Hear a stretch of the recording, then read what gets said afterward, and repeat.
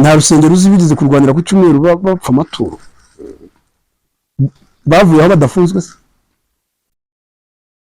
sibara abayobozi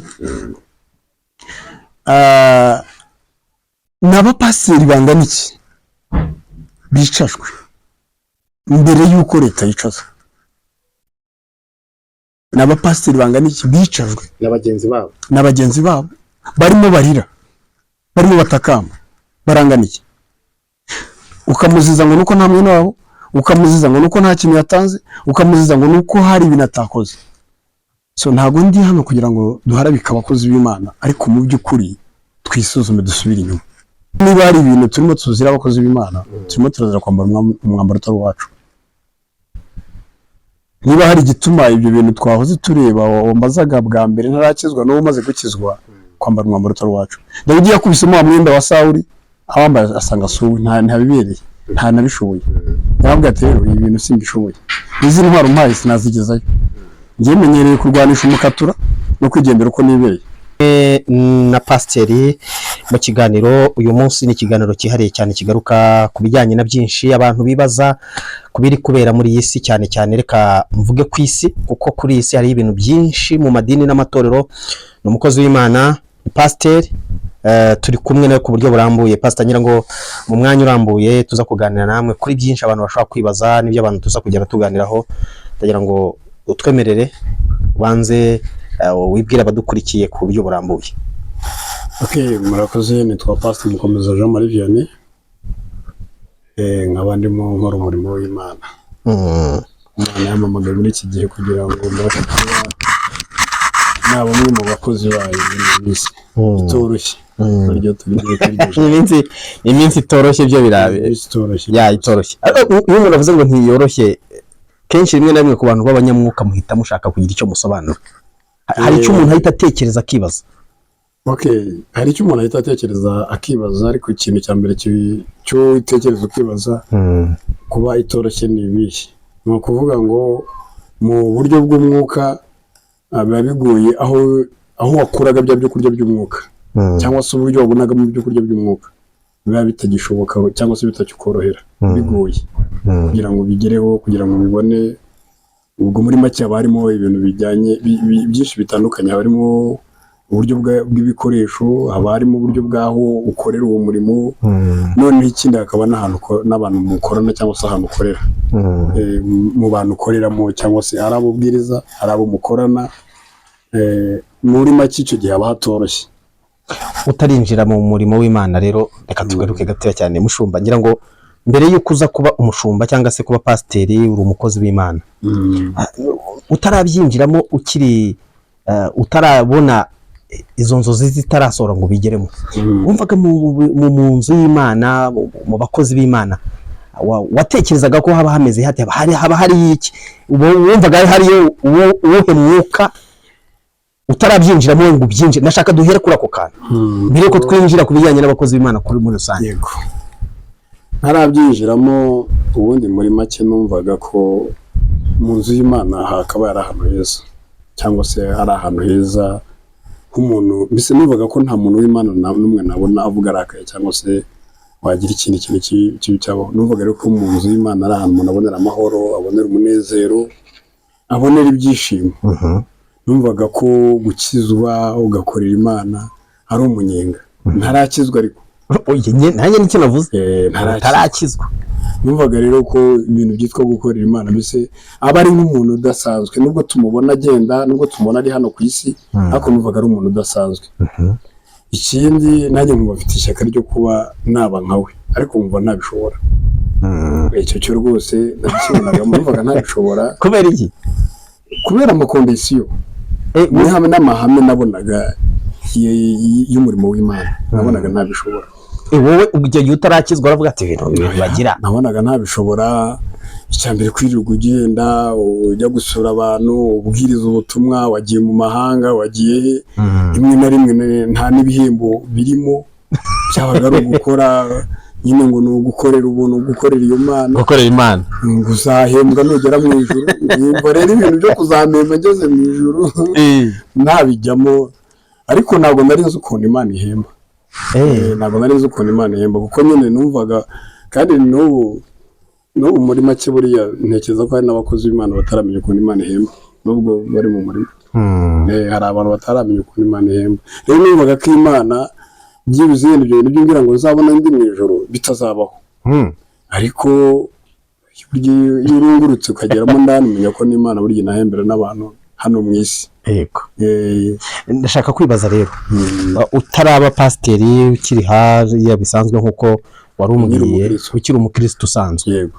Simvuze ngo ukiri n'umukristo hari n'igihe utaranaba nawe. Ubwo nanone ndacyari watekerezaga ko mu matorero hazamo amakimbirane abantu bakarwana hari ibyo bintu warabitekerezaga wumvaga bishoboka cyangwa arawugeze ubibona utaranakizwa?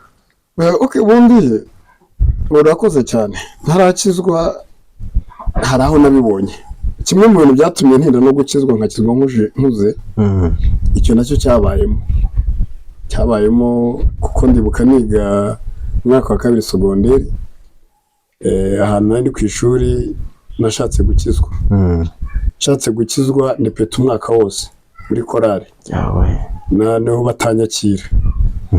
Kandi yego sinzi kuririmba nkuko nize gutambutsa ubuhamya bwanjye njya ku muhanzi, ariko mu by'ukuri naje gutungurwa no kubona n'abanarushaga amajwi n'abaje uwo munsi bakirwa.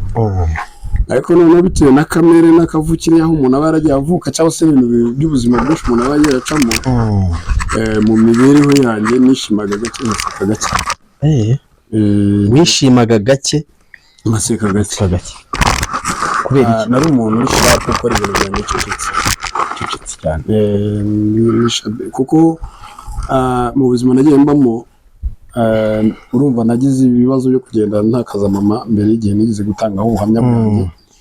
Hanyuma rero icyo gihe byabaye ngombwa ko ngenda mbana mu miryango yanjye, ariko ugasanga hamwe naseka dore cyanezere cyahaza amata, ahandi narakara turi n'ikigumi. Mbese muri make mbura ukuntu ufata abantu. Ndarakaye bibaye ikibazo, ndasetse bibaye ikibazo. Nahisemo gufata kubaho uko ngomba kubaho giye nyine, noneho nkakora icyo umuntu yansabye cyangwa se nkakora ikingenera bitandeba nkabyiyorera. Ariko ibintu byose nkabikora cecetse. Kimwe niyo wambwira ikintu ngishaka ntagishaka nagikoraga niturije. Muri make nahise ninjira muri uyu mundo, no mu gukizwa kwaye nagiye gukizwa ruko nibereyeho rero. Izo ntambara wazibonye wigeze uzibona utarinjiramo? Narinjiramo narazibonye. Noneho rero icyo gihe urumva umunyeshuri yari umunyeshuri ko akaba ari we wari pastor w'abagabo abanyeshuri. Yaje kunkorera ako kantu ndepeta umwaka wose. Naririmba noneho nariduye mu kigo cy'amashuri ahantu bitega Muhazi College.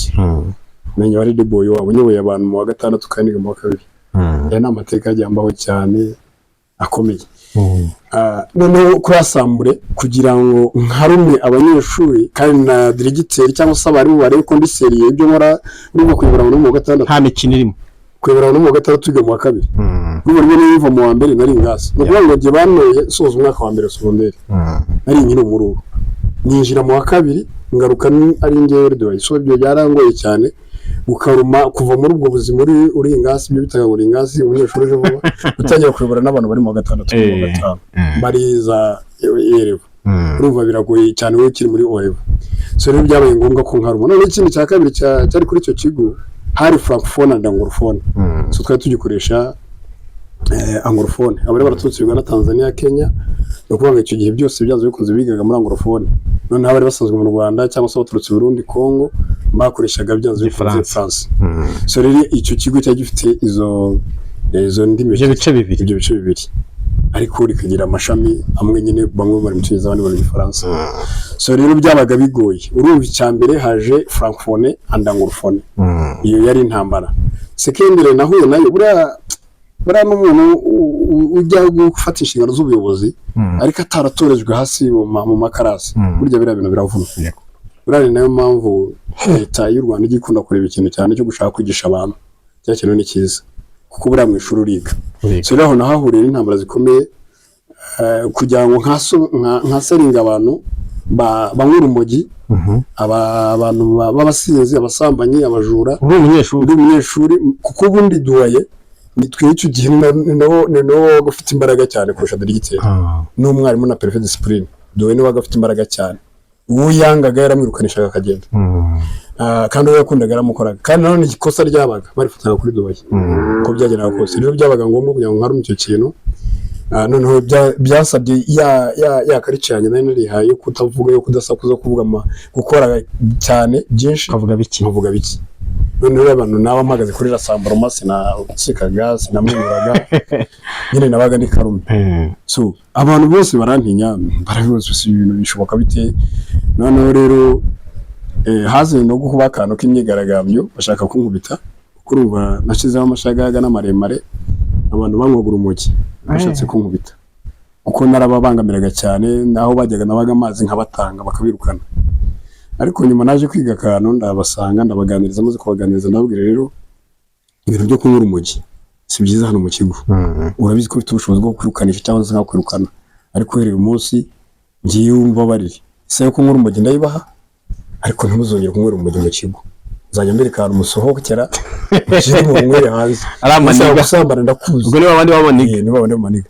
Umva ikigo nese ni karumangira ku murongo, barankunda. Niho watangiye kubona izo ntambara mu buzima? Niho natangiye kubona izo ntambara. Icyo gihe abarokore babonye ibintu ndimo nkora, babonye uburyo mbanye n'ababasinzi, babonye uburyo mbanye n'abantu banyura umugi, shatse gukizwa nahahurira n'urwo rugamba. Kurumva ku ishuri iyo umunyeshuri ashatse gukizwa, icyambere bahita bakora no gushyira muri korali. Nta mukristo buryo byo mu kigo, abakristo bose bo mu kigo ku ishuri bose bahita babaririmbyi, keretse waje ari umushyitsi. Ariko bakwakiriye kuko tuba tukiri bato mu mujyi, abantu bato bahita bagira abaririmbyi. So icyo gihe byarangoye, ndepeta umwaka wose.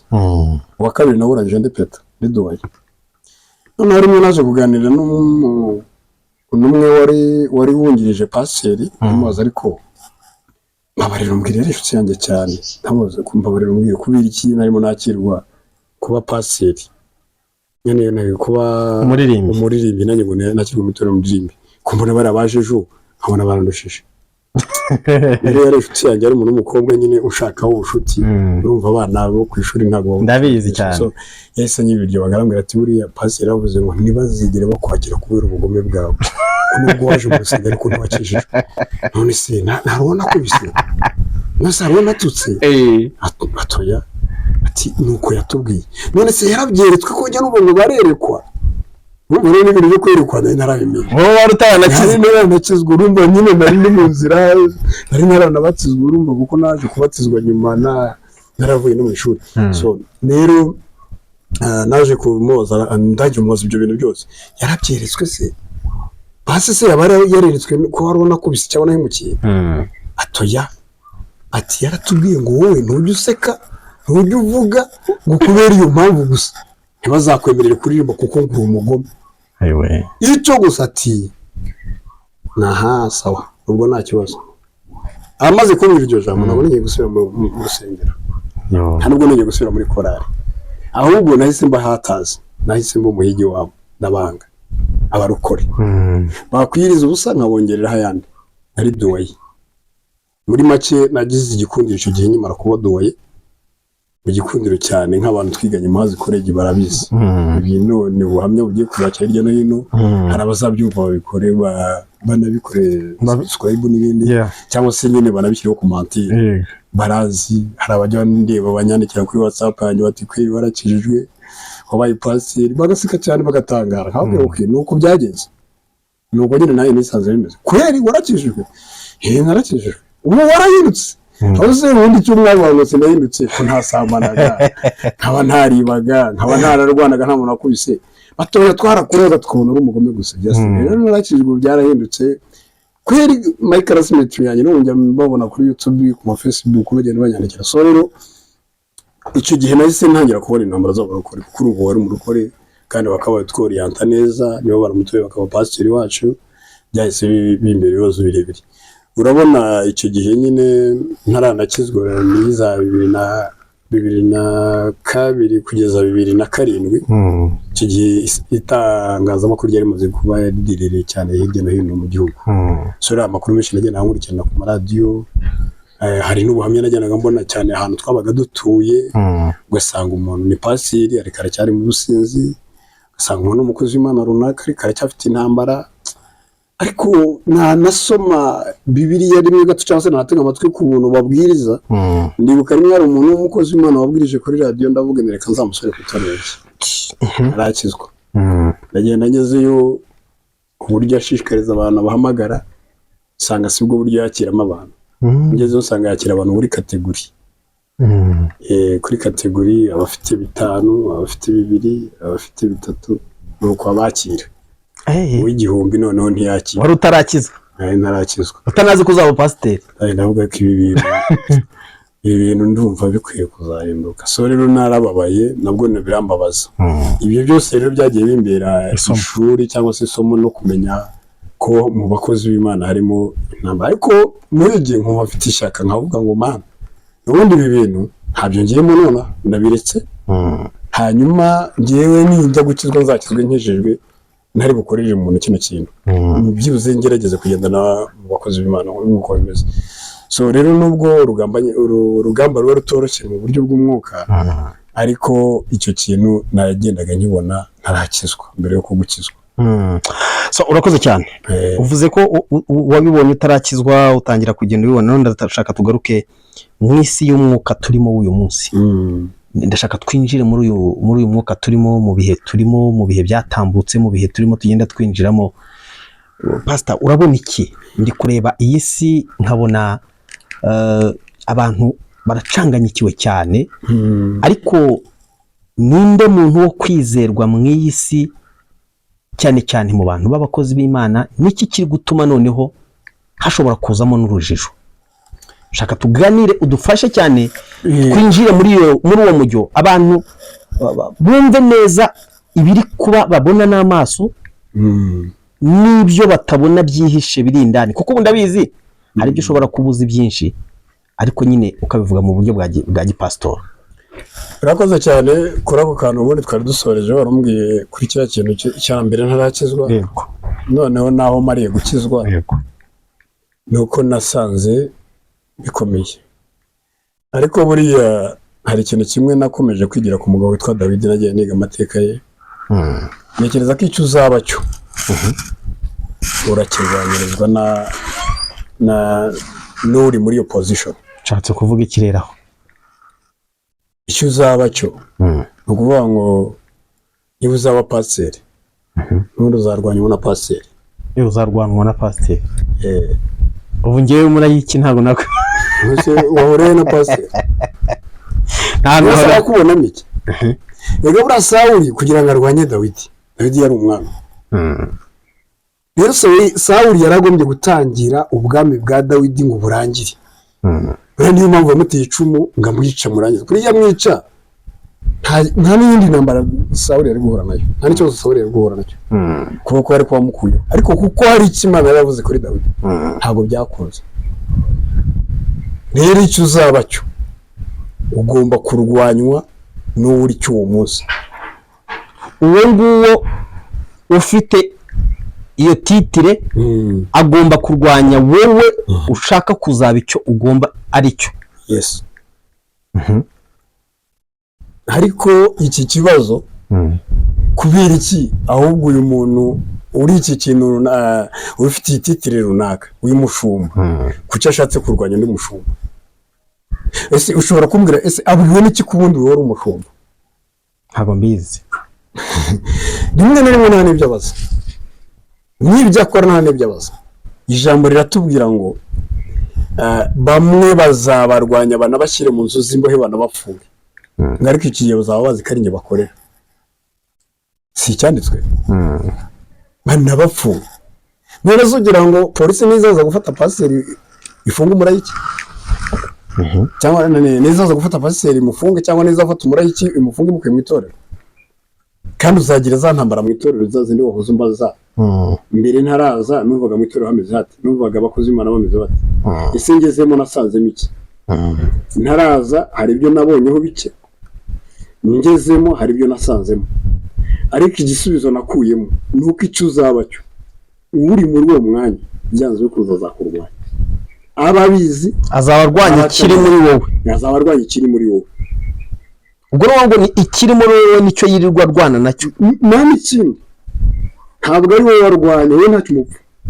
none se ko rimwe na rimwe usanga nakubwira ngo uri umwana wanjye rimwe na rimwe se kajya kugura icyayi mukagisangira ariko cya kintu urimo mwashyika muri wa mwanya wo kugira ngo kigaragare kijye ahagaragara akabona ntusanzwe agahera ubwo akurwanya none se uragira ngo Dawidi ntiyari ari kwa Sawuli Dawidi ntiyari ari kwa Isaya ari yose kwa Isaya hari ikibazo yari afite Imana ijya guhamagara Samweli igenda imikino umwana uri kwa Isaya yiberaga mu ntama ze hari ikibazo yari afite iwabo amaze kwimikwa biba ngombwa ko agemurira bene se ku rugamba akigera ku rugamba bene se bamubwiye iri jambo aramutonetse yaraje arababaza ati ibintu ni ukuvuga ngo yakihagera bene se n'ingabo z'Abayisiraheli bose Umufilisiti yahagurutse binjira mu myobo abonye bahuze we ati se habaye iki haberwa ibibaye atangira kubaza habaye iki atangira kubaza icyabaye kundi mwese muhuze n'umwami kweragiye mu mwobo bene se baratangira ataragira irindi jambo avuga baramubwiye ngo dore uko kabaye hasaga n'ubushanitsi bwawe nako ni kavuga kajya mu mwobo aravuga ati reka ngiye n'urwanye n'idubu n'intare ndazisha ndishigi ahita yatakiraho haje baravuga ngo turakoze n'ubushanitsi bwawe ateye intambwe atambutse baramugaruye bamugana bavuga ati ariko ubundi bageze akomeza kubata umugongo arigendera kari ibiryo nabahaga mwakira ibyo kurya byanyu ababahereje impamba yarabazaniye abahaye impamba yarabazaniye umuhungu we arigendera akomeza ajya kwa Sawuli ageze mu bikari kwa Sawuli abona umurinzi wa Sawuli aramubaza ati hari umwami yavuze ko uzicura mu Filisitiya azamuhemba iki avuga ati azamuha umusozi azamuha n'umukobwa wamumushyingira ayo magambo ni Sawuli yivugiye ubwe nta wundi bimushyize hejuru Dawidi aravuga toke sava ati noneho nimunyemerere ngende nkubiterera cyano ry'abazinyiye yaba Filisitiya utarakebwe hiriya muga uramujyama akabazengereza cyanaje ngende mu burabivu yashoka Dawidi yarayitambutse atambutse umwami aravuga atoya ati burya iyo myenda wambaye ntago ari y'urugamba akira imyenda y'urugamba buriya niba hari ibintu turimo tuzira abakozi b'Imana turimo turazira kwambara umwambaro utari wacu niba hari igituma ibyo bintu twahoze tureba wambazaga bwa mbere ntarakizwa n'uwo umaze gukizwa kwambara umwambaro utari wacu Dawidi yakubisemo wa mwenda wa Sawuli awambaye asanga suwe ntabibereye nta nabishoboye yaravuga ati rero ibi bintu simbishoboye izi ntwaro mpaye sinazigezayo ngiye menyereye kurwanisha umukatura no kwigendera uko nibereye buri kintu kituvuna no gukopiya fotokopi gukopiya uterura ikintu cy'umuntu ukagenda ukashaka kugikoresha nkawe kandi ukagikoresha nkawe ukagikora nk'uko nawe yagikoze kugira ngo agere ku byo agezeho noneho ukagikoresha nkawe kandi wowe hari icyo ufite ugomba gukoresha kizakugeza aho ugomba kuba naho Imana yaguteretse kuba kuko hari impamvu Imana igiye kugushyiraho hari n'impamvu uzakora kandi buri ubwami bwose ntago ari bumwe kimwe n'uko abakozi b'Imana bose atari bamwe turebye mu itangiro kugira ngo byahishuwe nta muntu w'umukozi w'Imana yize ukora nk'ibyundi kabone niyo yaba ari wagusigiye inkoni kabone niyo yaba ari n'uburyo waba warakoze akiriho ntabwo ushobora gukora nk'ibyundi yakoze uraza ugakora ibyawe kandi byiza Imana ikabihererwamo icyubahiro so rero icyo gihe Dawidi yahuye n'ikibazo twihuse tugacukuza uburyo umwete tuzi inkuru za Dawidi avuye ku rugamba ageze muri rubanda bati ni wowe iryo jambo ni wowe batangira kuvuga ibigwi by'abantu yishe bavuga n'ibigwi bya Sawuli yishe aravuga ngo kumbe ya ndahiro yarahiye arayibagiwe kazamuha umusozi azamuha umukobwa atangiye kumuhiga batangiye kuri mbagara y'umwami yahereye ubwo uriya yamurwanyirije iki yaramwiciye umwanzi we Dawidi ntaramukwiye ku ngoma kuba abantu bari bamubyinnye bamuririmbye ntabwo Dawidi buriya hari ikintu abakozi b'Imana dukwiye gutekereza ikintu cya mbere dukwiye gutekereza ni iki kuba umuntu yaza afite impano runaka akagufasha akagushyigikira akakuzamura ntabwo bisobanuye ko kuba afite impano ihambaye imuteye kumva ko aje kugusenyera itorero cyangwa se aje kugukura ku bupastori. Ese mwene data uragira ngo naza nkagukora kuri iyo ntebe cyangwa nagukora kuri ako kazi kawe? Ndakazi se ntakoze nta kontara mfite ntawe uhagambiriwe n'ukazi mwene za kontara mfitanye n'iki gukorera. Ni ukuvuga kugira ngo nzinjire bizansaba experience, binsaba ibintu byinshi. Na Dawidi byari kumusaba ibintu byinshi kuko Sawuli yari yarimitswe na Samweli amwimika ku mugaragaro n'Imana yari yanabyemeye.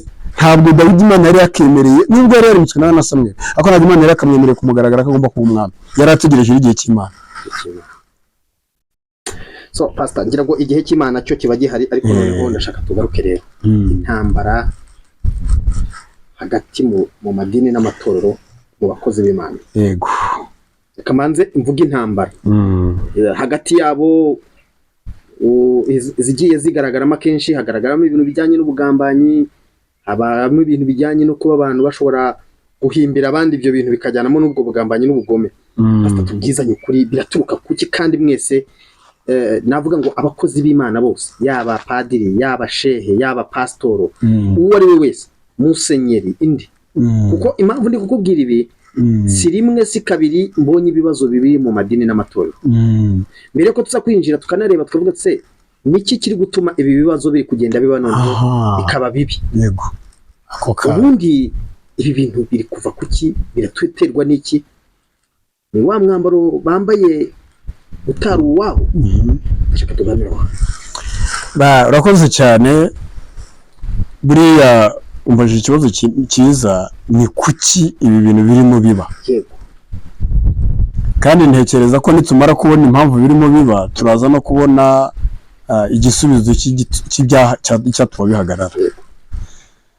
Ukurije kuri aka kantu yavuze ka Dawidi ko umwambaro yari agiye kwambara wa Sawuli, ariko arangije asanga uwo mwambaro atari uwe, arawiyambura. Icyo kiri ku isonga, kwambara umwambaro utari uwawe, kwicara mu mwanya utari uwawe, kujya mu ntebe itari yawe. Hanyuma hari ikindi gikomeye cyakabaye kiri fondateri. Buriya Imana n'umukozi w'umuhanga. Imana uko wabigenza kose ukayikorera irakwemera. Iri jambo rirakomeye, ririmo inshoberamahanga. Uko wabigenza kose ugakorera Imana, ikabona irazamurirwa icyubahiro, mbese ikabona bya bintu yari ikeneye irabibona, iragushyigikira. Iragushyigikira, ahubwo none yenda ikaba yaguhinduriraho duke tw'icyerekezo bitewe na cyo kintu wakoraga. Turebe umugabo witwa Sawuli, ariwe Pawulo. Sawuli yari afite uburyo yakoraga, ariko azi ngarakorera Imana. Imana yahise imufata imutunguye, iramuhindura, imugira igikoresho cyayo, ndetse kugira ngo imwereke neza ko ari Imana, kandi no kugira ngo abantu babone ko kuko Pawulo yahindutse, imugire nk'urenganywa nk'uko nawe yarenganyaga abakozi b'Imana. Ariko ubundi burya Pawulo yari azi ngarakorera Imana kandi arakorera n'itorero.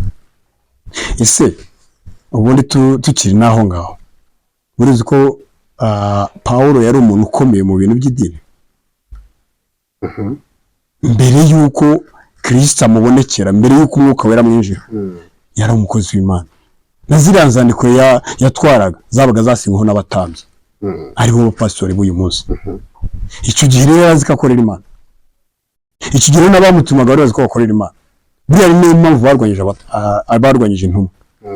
So icyo kintu cyabayeho, ariko amaze guhinduka arabwira ati Pawulo, mwari muzi ko nkimeze, njyewe ndi imbohe ya Kristo.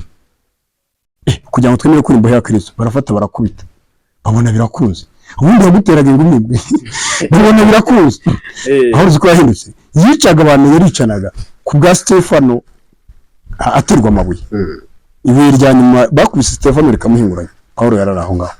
Ubundi burya ni naho umwuka wera amufatiye, kuko yari amagi Damasiko, ari mu nzira agenda. Rero naho ngaho ryabo ryavuye muri Stefano, wa mwuka wari muri abwira Imana ngo Mana ubabarire. Izo mbabazi yasabiwe na Stefano izo zahise zifata Pawulo. nibwo yikubise hasi yemera gukorera Imana. Nibuka ijambo yavuze ngo mwami urinde ndenganyiriza kugira ngo ngukorere.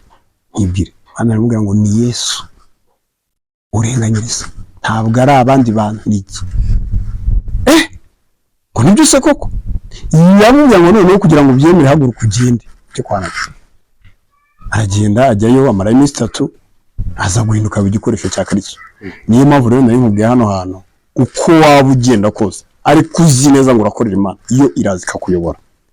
Noneho rero hano hari ikintu nshaka kugira ngo ducunguze uburyo bwose tucinjireho kuri iki kintu cyo kugira ngo Imana ikuyobore. Muri ubu buyobozi bw'Imana, muri uku gucungurwa, muri iki gihe cyo gucungurwa, duhite twinjira kuri icyo kintu.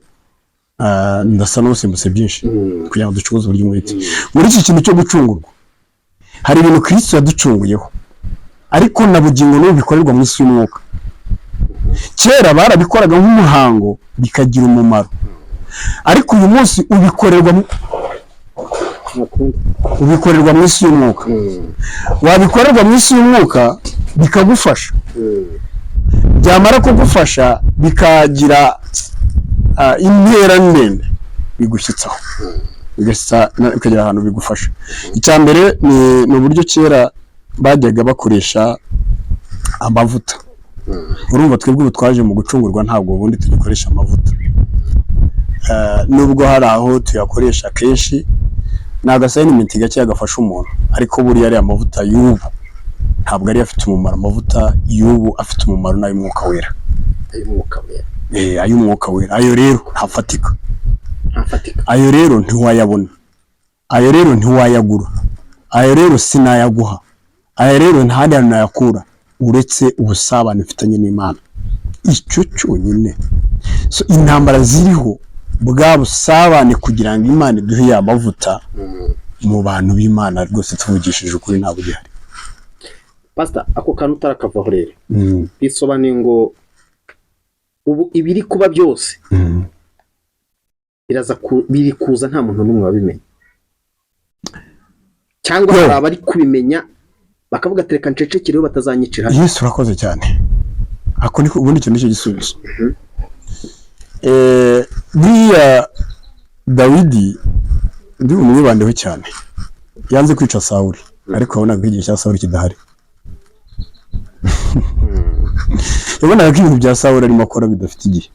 Aramuhiga mu misozi yagiye amutera icu. Neze Dawidi yarananiwe gufata Sawuli akamwica, amutsindira mu mwobo. None suribuka ahantu yagiye akamusanga ari ku rugerero bagiye guhiga Dawidi. Yarangiza bamara gusinzira Dawidi akagenda akamwubikira akamusanga aho aryamye, agaca ku ngabo ze, akagenda agaterura igicuma, arangiza aterura n'inkota ye, arangije arongera yisubira kuri wa musozi. Ageze ahamagara Abuneri, arabahamagara ati yemwe barinzi b'umwami, bimeze bite, byagenze gute, ese agacuma k'umwami karihe, ese ubwo muri ngabo ki zo gusinzira kugeza ubwo umwami bamutwara agacuma kari ku musego n'inkota ye. Bataramenya uwo ari we. Sawuli niwe wababwiye ati Dawidi mwene Yesayi, uwo nta wundi niwe. Akebutse koko asanga agacuma ntigahari, akebutse asanga inkota ntayihari, hafi kubica ngo abagirire nabi. None icyo gihe yarinze gutwara inkota ya Sawuli, yarananiwe kumwica. Uzi ko yari ari mu ishyamba, yari ari ku musozi. Sawuli uzi ko yari ari ku gasozi ahiga Dawidi. Uzi ko Dawidi yari yahunze, ahunga urugo rw'iwabo, ahunga umuryango we, ahunga igihugu cy'iwabo, ahunga Sawuli. Kuki Satani n'ubundi yangaga? Buriya hari ikintu abantu tujya yangaga kumena amaraso azameneka, yanga kwisiga amaraso. Icya kabiri Dawidi yatinyaga umuntu Imana yimicishije amavuta. Ya mavuta nakubwiraga, amavuta y'ubwoko butanu. So ubundi aya mavuta y'ubwoko butanu tutanaharenze reka tunayasobanure. Ni nayo rero ndadufashe. Ubundi aya mavuta ni ubwoko butanu, tuyasanga mu Kuva ibice 33 umurongo wa 22 kugeza ku 25. Amavuta ya mbere aravuga ishangi, amavuta ya kabiri akavuga modarasine, amavuta ya gatatu akavuga keni, amavuta ya kane akavuga kesiya, amavuta ya gatanu akaba ari elayo. Aya mavuta ntekereza kutayazi. Ayo nzi, usibye elayo niyo numva. iyi ngiyi isanzwe bavuga ituruka muri Israel. Rega n'andi yakoreshwaga muri Israel kuko ntekereza ko nk'aya bakubwiye ngo ishangi, wenda ishangi hari ayo bajyaga bakoresha, numvise nanjye nyabona muri Bibiliya ngo bajyaga bakoresha ku Bisirayeli bagiye kumva ibyo muri ishangi yose. Ariko urumva aya mavuta iyo yasomye muri kiriya gice akwereka uburyo yagendaga akoreshwa ku mukozi w'Imana w'abagurobanuwe. Ubundi kugira ngo witwe umwami, witwe umushumba, uzashumba bari abatambyi, kugira ngo uzitwe umutambyi uzayobora igihugu, kuko buriya kenshi abatambyi, buriya niyo mpamvu muri iki gihe izi ntambara zitazabura mu madini ndetse no kuri leta. Buriya kera hari igihe umutambyi yayoboraga igihugu cyangwa se ukiyoboye bakaba bahuriza hamwe, basenyera umugozi umwe, bafatanya. Buriya urambabarira singaruka gato, buriya Abanyafurika dufite ikibazo kimwe. Abanyafurika twumva ko twishimira ibyago by'ibihugu byacu, ariko abakozi b'Imana ba mbere barwanaga ishyaka ry'ibyago by'igihugu cyabo. Ariko abirabura siko tumeze, twe twishimira ibyago byaba ku gihugu cyacu, cyane cyane n'igihe cyakoze ibintu tudashaka. Ariko ubundi buryo si cyo kintu gikwiriye, si nawo muti. Ariko impamvu y'ibyo ni iki kintu nahoze nari nkubwiye cy'amavuta. Rero aya mavuta ya mbere y'ishangi ni amavuta asobanuye uburure, ubusharire, umubabaro. Ishangi, uburure, ubusharire, umubabaro. Bivuze iki ku bakozi b'Imana? Bivuze iki ku mukozi w'Imana? Ni ukuvuga ngo umukozi w'Imana, abakozi b'Imana benshi ntabwo bashaka gusharirirwa n'ikintu icyo ari cyo cyose igihe bari mu murimo cyangwa se igihe bahamagawe. Ntabwo bashaka ibintu bibarurira, ntabwo bashaka ibintu bibababaza, ariko ibintu tugomba kubicamo. Wabyanga, wabyemera, wabikunda, ugomba kubicamo. Bizaza ubishaka, bizaza wabigizemo uruhare, bizaza utabigizemo uruhare, ugomba kubicamo. Rero niyo mpamvu ntabwo igipimo nyirizina cyo kumenya ko umuntu ari umukozi w'Imana ari intambara arimo acamo. Oya, ahubwo intambara nyirizina ni uburyo azisohokamo n'uburyo azitwaramo. Burya nicyo kikubwira ko umuntu ari umukozi w'Imana. Intambara wahuye nazo ni izihe, uzisohotse mute? Uzareba kenshi ukuntu bazisohokamo, uzareba kenshi ukuntu umuntu iyo azigezemo ukuntu bimugendekera, atera induru.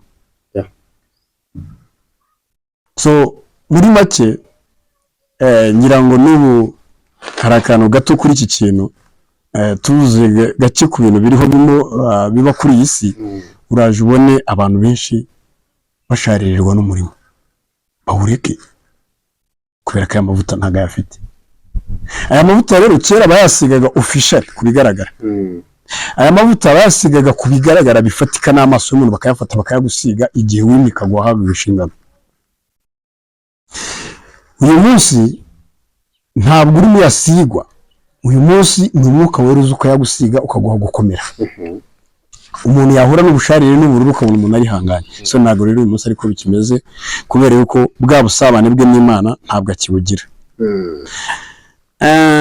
Buriya hagati aha ngaha tukiri kuri iki kintu cy'aya mavuta y'ubusharire, buriya hari ikintu wenda kukubwira gitangaje. Nusoma muri ibi bice ugakomeza ukabisoma iki gice cya 30, hazakwereka ko Imana idashaka amavuta ashaje.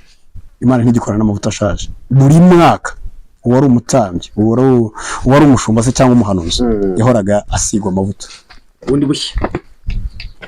Ni ukuvuga ngo hari igihe cyo kwimikirwa ubushumba na ubutambyi cyangwa se ubuhanuzi. Noneho buri mwaka wagombaga kuvugurura ya mavuta. Ubu ni ukuvuga ngo natwe buri mwaka cyangwa se buri gihe cyangwa se buri mwanya, kuko ijambo ry'Imana ratubwira ngo abasenga Uwiteka ntabwo bakwiye kuba bamusengera i Yerusalemu cyangwa n'ahandi ku misozi, ahubwo dukwiye kumusenga iteka, niko Yesu yatubwiye. Abatesalonika atubwira ngo dusenge ubudasiba. Buriya niyo mpamvu uzumva ikintu icyo ari cyo cyose cyagambirira guhagarika amasengesho, mu by'ukuri kiba kitari turutse ku mugambi w'Imana, ruba ari urugamba ku munyamwuka, kuko ahantu arimo iyo avugururira amavuta ye ni amasengesho. Ntekereza rero ko gusenga biracyakomeye. Rero bwa busharire bwa burure iyo bwakugezeho udafite utaravuguruye amavuta yawe, ugendera kuri wa muhamagaro wa kera, ya mavuta yawe yandi y'umwaka washize yashaje, kandi Imana itubwiye ko idashaka gukorana n'amavuta ashaje.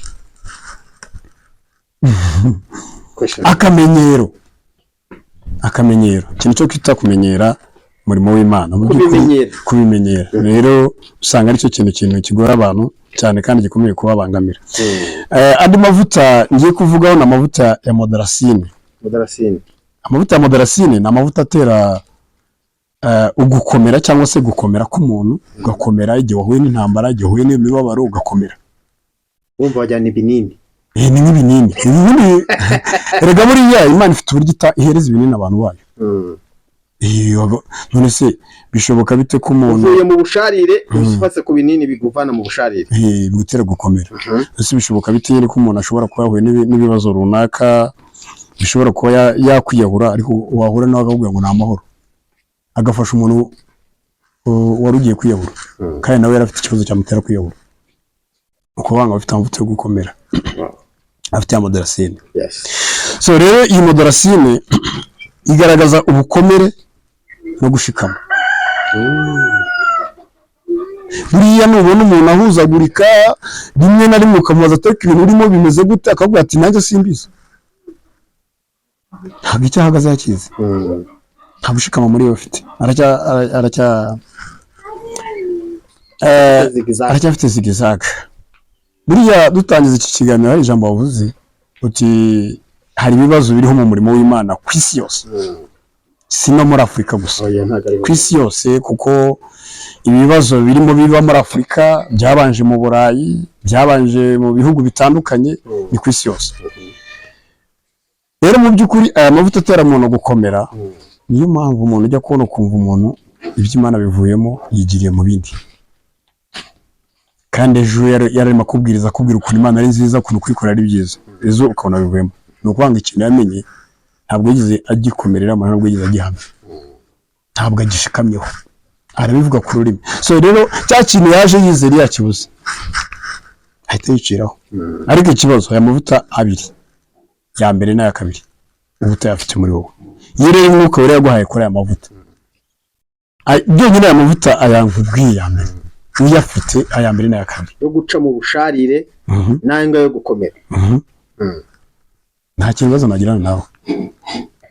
Ni hahandi uzantuka nkihangane bwa busharire nkabwihangana nkaribwa mu mutima imbere yanjye, ni hahandi uzankorera icyaha runaka bwa busharire nkabwihanganira mu mutima wanjye, hanyuma nyuma jewe nkakomeza nkagendana nawe, tugakomeza tugakorana, ndetse wenda nabona bidashoboka. Buriya hari ijambo uwo bita Abraham yabwiye Loti, yaramubwiye ngo 13 yitangira ibice 13, mbese igihugu cyose nikiri imbere yawe cyose, iki gituma dushwana ko turi abavandimwe. Ntase urumva abakozi Imana dukwiye gushwana dushingiye kuri Abraham, kare sekuruza wabizera.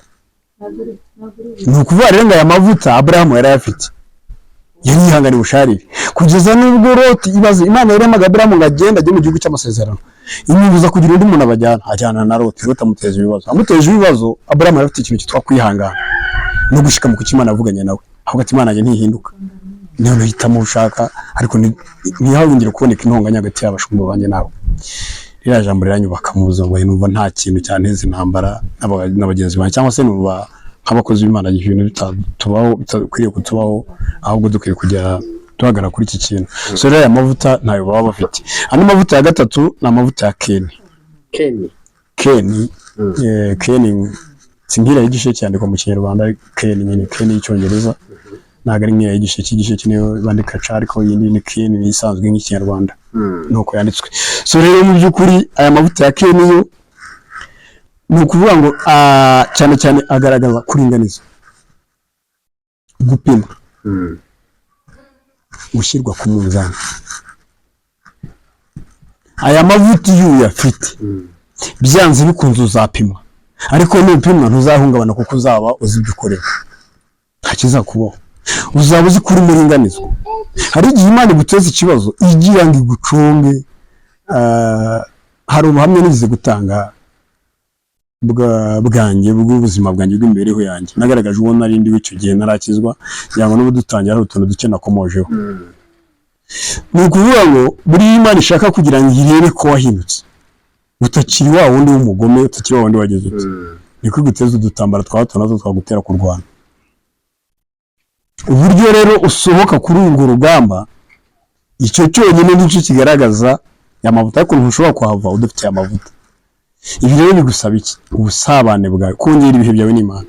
So rero abantu ntabwo bajya bongera ibihe byabo n'Imana. Kenshi ntekereza ko ari cyo kintu gikunda kubazenyereza kuri aya mavuta ya Kene. Andi mavuta tugiye kugeraho ni amavuta ya Kesiya. Ni amavuta ya kane. Kesiya. Aya mavuta nayo wari ufite? ntabwo nibwo bwa mbere n'ubishyize Kesiya. So aya mavuta ya Kesiya rero nayo ni amavuta agaragaza guca bugufi, kwiyoroshya. Uzi ikintu gitumye nk'icyo kintu wavuga hano ku isi yose ndetse muri make urugamba abakozi b'Imana dufite kuzajya duhura no cyane, iki kintu cyitwa kwiyoroshya, guca bugufi. Kandi ibi bintu ntabwo bisaba wa wundi wamubwiye w'umurayiki. Nawe mutambyi birakureba, nawe muhanuzi birakureba. Kabone niyo waba ari umurayiki urategekwa kumucira bugufi. Ntabwo nzi niba iri jambo ryumvise. kabone niyo yaba ari umurayiki, wowe uri umutambyi utegetswe kumucira bugufi. Neza Aburahamu yaciriye bugufi Loti yari igiki? Loti yari igiki? Reka twemere Dawidi yaciriye bugufi Sawuli kuko Sawuli yari umwami, ariko Loti na Aburahamu bari igiki? Bari abavandimwe. Ubwo nyine impamvu ushaka kuvuga kuri ibi bintu nako kantu cometsemo, yego ushaka kuvuga kuri iki kintu uza no kugenda nabihuza nuko kunyya mbona abapasitoro, ababishopu, bamusenyeri n'abakiri bafite ba bodyguard. Izo bodyguard turaje tuzigereho, kandi ahangaha zamaze kuzamo kwanza. Oya zaje nahangaha hano zaje kuri Kene, kuri Kesiya. Iyi Kesiya itweretse guca bugufi, ariko turebye waba wowe murayiki, waba wowe muhanuzi, wowe mutambyi cyangwa se mushumba, utegetswe guca bugufi imbere y'umurayiki. Ni ukuvuga ngo umuntu wese w'umukozi w'Imana uri ku rwego runaka ategetswe guca bugufi imbere y'umukristo. Katuvuze Ikinyarwanda kuri mwene se bikoresha gutyo, kuri mwene se ni ukuvuga ngo utegetswe guca bugufi, kuko buriya n'ijambo rabitubwira. Twebwe ntabwo turi abacamanza, twebwe ntabwo ari twe twirwanira intambara. Urugamba ni Imana iri kurwanirira. Niba rero uje uri umurayiki ugashaka kubereka ko ugiye kuntera ingume, ngiye cyo nkora nuko nkubirerekera. Ya ngume wari ugiye kuntera, nase biri tubwira ngo uzagutunga urutoki azaba akoze mu mboni. Ibaze ngiye reba ahantu mpagaze, ureba ahantu ubu ndagukoze mu mboni y'ijisho kubera ko uri umukozi w'Imana. Kubera iryo jambo rero Imana yashyizeho, kubera iryo tegeko Imana yategetse, iryo nubwo ari ryo kuriza. None se rero umurayiki niba uzaca bugufi cyangwa rinda na bishop na apotre nabo bahanuzi niki rirabarinda, rirakurinda. Niba umurayiki azamuye amarere aho kugira ngo itorero ryawe rigaragaremo usagara, rigaragaremo intambara, rigaragaremo kutumvikana, ampulisi wowe uri apotre, uri bishop, uri umushumba, uri umutambyi, ugiye guhangana n'umurayiki, wamwihoreye muturize igihano se ntagifite. Burya nicyo Dawidi yakoreye Sawuli, aravuga ati kwindira rwawe n'abadahari. Buriya uriya murayiki se wamuyobora. Ubu wafata umwana wawe wabyaye akakubwira ngo papa ibi n'ibi ukajya guhangana nawe. Mwese uriya mwana ubaza ufashe urubanda ugiye gukubita umwana wawe, ushobora kubwira ngo imizi zinguhibiri bigakunda, ugafata ikibano ukajya kumuhana.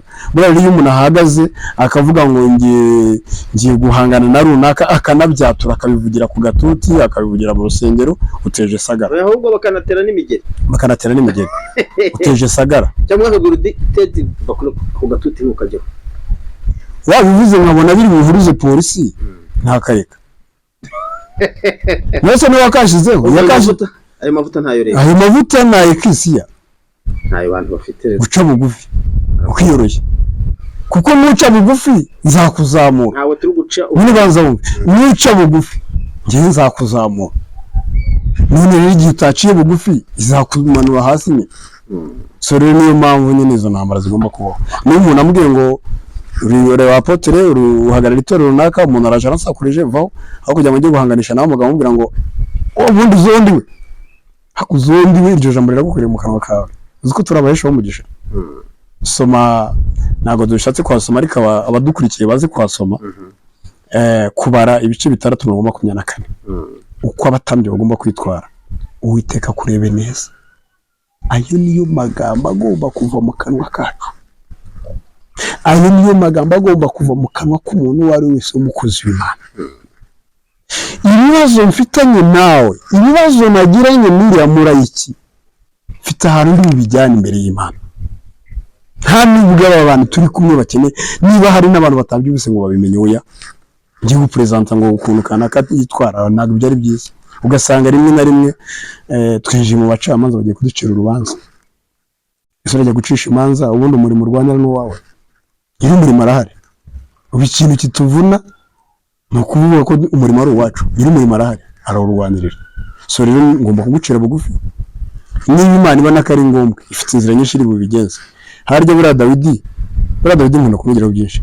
Niba intambara arwanye na Sawuli, urebe intambara arwanye n'umuhungu wa Abusalomo, yigeze arwana n'umwana we. Yari afite ingabo nyinshi. Uwo bita Shimaya yagiye amuvuma ku musozi. Ntekereza ko uko nawe usomye mu ijambo rinyereka ko Shimaya yari ari ku kanunga. Noneho Dawidi yagenderaga nk'umunsi w'umusozi awukikira. Undi agenda ku kanunga agenda abuzenguruka. Hari ahantu nigeze kuba mu Mutara, hari agasozi warakazenguruka kari kameze nk'uruze nk'akazeru. Noneho ugenda hasi ntagire igaruriro. Dawidi rero nawe yari munsi y'aho gasozi, Shimaya nawe ahagaze hejuru agenda amutuka. Umwe mu ngabo za Dawidi aramubwira ati ariko waretse nkagenda nkiciriye mbwa, ikuvuma uri umwami, barazi ko uri umwami. Ariko Dawidi aramushubira aramubwira ngo ariko ntamuretse akihora ibyo ashaka, ntamureke yinezeze. Imana yemeye ko umuhungu wanjye nibyari wamvuye mu nda antuka. Uriya rero si untutse tuko n'umwana wanjye, muze tugende. Aramureka. Urumva Dawidi ko naciye bugufi, ntazamuka akagahitana. kandi byari nta nubwo byari none urumva si umuhungu wahuze. Yenda reka twemere ko umuhungu yaramutinyaga, icyakabiri yari umwana we, ariko wundi yari umunyamahanga, navuga ntaho yari ahuriye nawe. Ariko yahaye agace avuga ati okay, n'icyo umuntu baravuga ko ndi umwami wicana, reka nigendera amahoro mu mwihorere, nutwe n'umwana wanjye anyirukanye ku ngoma, uriya yabuzwa n'iki kubikora. So icyo kintu kibaye, Dawidi arigendera agenda amahoro. Ariko se ataragera iyo ahungira yumvise izihe ku mwana wapfuye, agaruka ku ngoma. Yigize arwana se. Iki nicyo kikwereka ntabwo kumura iki kuba umuntu runaka uri munsi yawe yagira amarere yo gushaka kuzamuka. Ufite amavuta ya Kesi ntabwo wowe uri guhangana nawe, kuko icyo uzi cyo nigize gutambutsa ikiganiro ngira ngo nabwo turimo tuganira. Ntekereza ko icyo kiganiro cyaravugaga ukuntu umuntu adashobora kwamburwa izina. Buriya si no kwamburwa izina gusa, intebe wiceho nta muntu uyikuye, nta muntu wayiguhagurutsa atari Imana igukuyeho. Ntawe rwose. Buriya ari nacyo kiyemenda na komantaho gatoya nubwo tutarakinjira cyangwa se yenda ntakivugaho. Nk'ibi bintu byo gufungwa kw'isengero 2018 byarabaye, n'ubu birongeye biraba. Ntabwo Imana yakwemera ko urusengero ntabwo urusengero rwafunga Imana itabyemeye. Umurimo w'Imana tabyemeye, ntabwo byashoboka. turakijyaho ukwacyo. So rero muri ayo mavuta ya Kesia, ni amavuta atera umuntu guca bugufi, kandi icyo kintu wakigeraho ukabasha gukira ku musozo. So rero amavuta ya nyuma ni amavuta ya Elayo. Aya mavuta rero umva nawe mwene data nawe wayishimira. Amavuta ya Elayo ubu mu maduka hose hari Elayo. Asubira umva ninde wakugurisha amavuta yayishangi. Aya mavuta y'ishangi akenshi uzabona bayakoreshaga ku kintu cy'urupfu. Urumva ni umubabaro, abantu bababaye bafite agahinda. Ni amavuta bagusigaga azagutera gukomera muri icyo gihe, igihe wahuye n'ikintu cy'umubabaro wahura nacyo kubera ko amavuta kuriho. Wa mubabaro uje, buriya reka twinjire mu isi y'umwuka. Wa mubabaro uje kubera ko ufite amavuta, ni ukuvuga ngo umuriro iyo ugeze ku muriro byanze bikunze hari uwuca bugufi, hari umuriro uca bugufi. Twagiye duva hano mu mashyamba aho twari twororeye inka, twabaga mu tuzu tw'ibyatsi, ni ukuvuga washingaga akazu gasakaza ibyatsi, ukisasira ibyatsi, ukirosa ibyatsi, ugakingisha ibyatsi. N'iki gihe cy'impeshyi rero nta nubwo wamenyaga aho umuriro uturutse, hari abanywa itabi, hari abagira bate, rero umuriro waraza ugatwika. Ni ukuvuga ngo iyo wabaga wagiye kuragira waragaruka ugasanga mwese impamvu twabaga mu byatsi cyangwa tukirosa ibyatsi, tukisasira ibyatsi niyo wari kugura shitingi ikararihiye, wari kubaka inzu n'ikararihiye, ugatsigara kubaka. Rero washyiraga ibintu bishoboka n'ubundi biri bishukanye ugakora ibindi. Rero icyo gihe iyo wabaga wagiye kuhira byanze bikunze wagaruka ugasanga inzu yarahiye, ibyatsi byose byahiye, akazu kayuga, noneho ukarara aho ngaho mu nka mu gitondo ukongera ugashinga akandi kantu uzajya wugamiramo izuba. So rero ni ukuvuga ngo iyo wabaga wari aho hafi byagusabaga gufata umuriro ukawucana, wa muriro ukagenda uwucana uwuzengurutsa ka kazu kawe, noneho ku kazu ugenda uwuzimya, noneho wa muriro ugahera ku nzu yawe ujya hirya mu ishyamba. Iyo wa muriro ugenda ujya hirya mu ishyamba wagufashaga kuzimya wa wundi, kuko ni ukuvuga ngo iyo wahuraga n'uwundi neza wagukirenzaho umuriro wahita guzimya.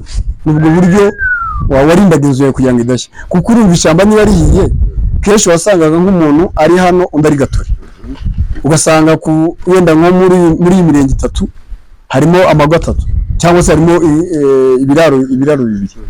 Urumva abantu 2 ntabwo bazimya rya shyamba ngo bikunde. Rero uburyo bwo kuzimya umuriro bwari uko, cyangwa se mukaba mwaharuye hafi y'amazu yanyu, mwarahazengurutse nta byatsi bihari, ariko ubu kunze ugasanga ibyatsi birahari. So rero icyo gihe byagufashaga gutuma hadashya, byagera ahantu waharuye umuriro ugahagarara.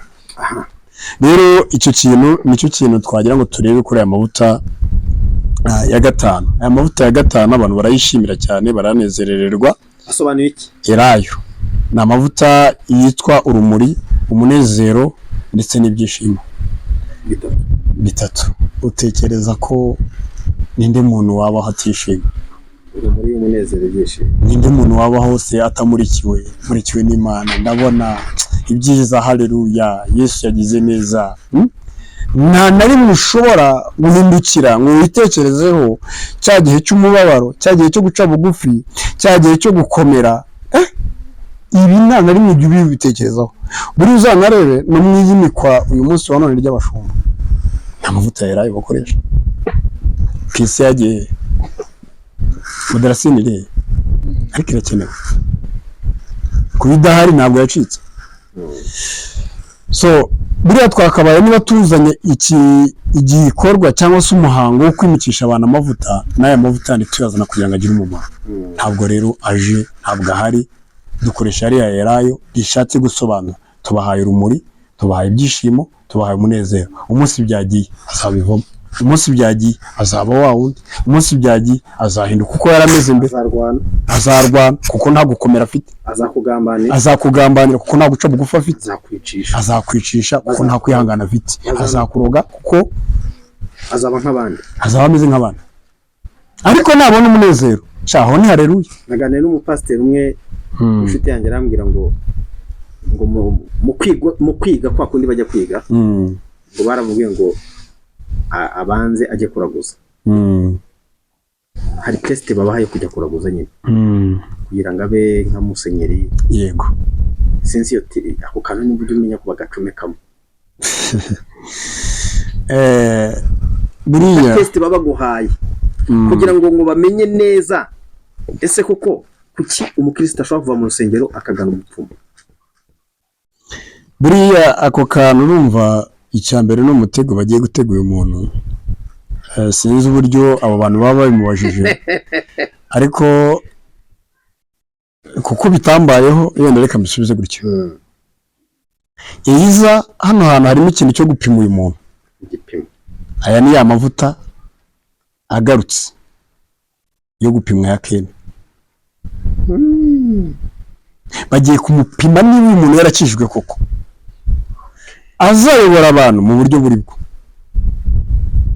Noneho bakamuha iyo test ndetse bakanamusaba n'ibimenyetso, akaba yagenda akajyayo n'ibyo yakuyeyo. Ahubwo icyo twakwibazaho ni nyuma yo kugira ngo ave agaragaze bya bintu, niba bamureka koko agakomeza umurimo. Bamuretse agakomeza umurimo, cyaba ari cya kibazo cy'ubuyobe bw'iryo torero. Batamuretse ntakomeza umurimo, yaba ari ya testi ya Keni nakubwira itangwa n'umwuka. Urumva bamushyize kuri ya mavuta baramupimye, ariko simpamya neza ko abantu bose bahabwa inshingano bacishwa kuri testire. Cyokora yenda Imana yayibenyurizaho ku bwayo, ariko twebwe nk'abantu dutanga inshingano ntabwo nzi neza ko iki kintu tukinyuza ku bantu. Buriya ni niyo mpamvu ubona sagara zigenda zibaho hirya no hino, kuko iyi testire batayibonye, iyi Keni utize bayikandagiramo. Yego bastangira ngo wenda ni byinshi bitandukanye, ariko reka tugaruke noneho ku murimo w'Imana uyu munsi. Ibi bintu biri kuba ni ukubera iki biri kuba?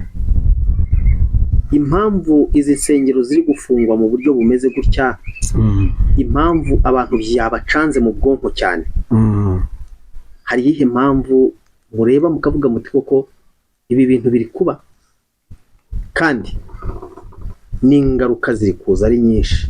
Ese ibi bintu bizarangira ryari ku bantu basenga Imana nkamwe b'abakozi b'Imana? Yego, urabyitwara mu urakoze cyane. Buriya izi ntambara zirimo ziba kandi zigaragara nyine nk'intambara zihagurukiye itorero, gufungwa kw'isengero, ndetse n'ikintu ukaba tuganira cy'abakozi b'Imana, kugenda haboneka intambara zitandukanye. Kimwe muri ibyo biri muri ibintu twagiye tuganira by'amavuta, ariko nyuma y'amavuta reka turebe noneho ku kintu nyirizina kiriho. Iki kiri kuba nanjye nicyo nshatse iki kiri kuba nyine kiriho nyirizina nicyo tugiye kwinjiraho. Iki ngiki kiri gutuma none iki kintu kirimo kuba cyo gufunga isengero, ndetse nyuma yaho nubwo nacyo tutari nakimbajeho, ariko reka nyivugeho, ugasanga urusaku rwinshi ku bakozi b'Imana. Mu by'ukuri habayeho ikintu cyo kwimura Imana. Habayeho ikintu cyo kwimura Imana kuri twe nk'abakozi b'Imana. Tugira ibindi bintu dushyira imbere.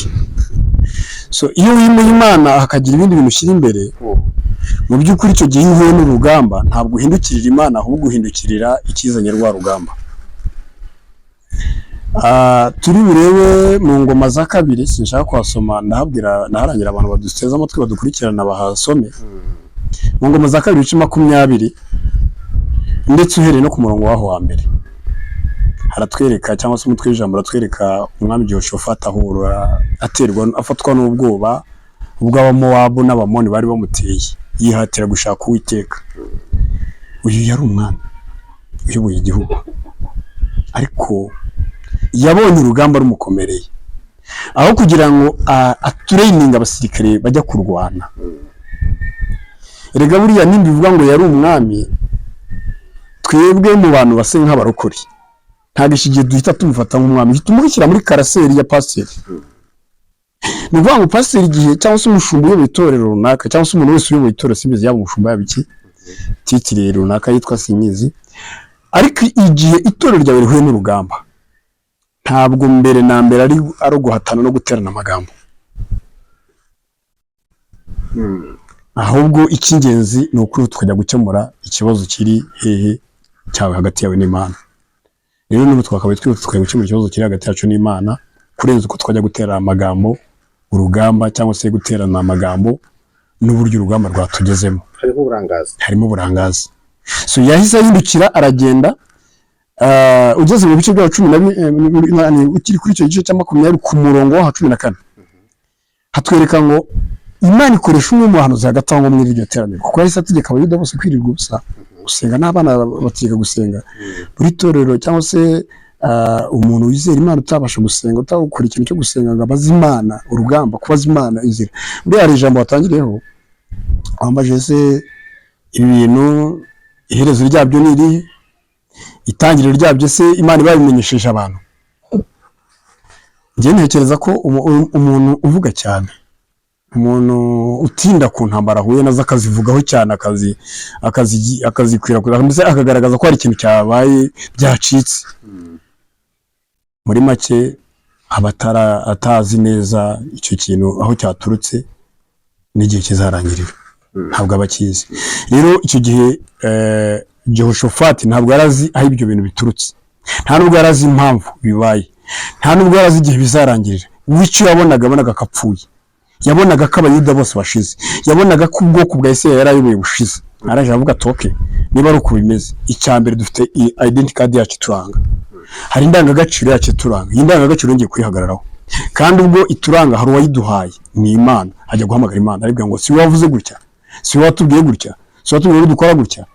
Imana igiye kumusubira amubwira ngo humura, uriyo ntambara wabonye ntuzirigwa urwana. Ntabwo nzi neza niba uyu munsi ari uko tumeze, cyangwa se ari uko duhagaze, cyangwa se ari uko abo bakozi b'Imana barimo bakemura icyo kibazo. Ariko babaye ariko bakemura ikibazo, ntabwo urusaku rwakumvikana.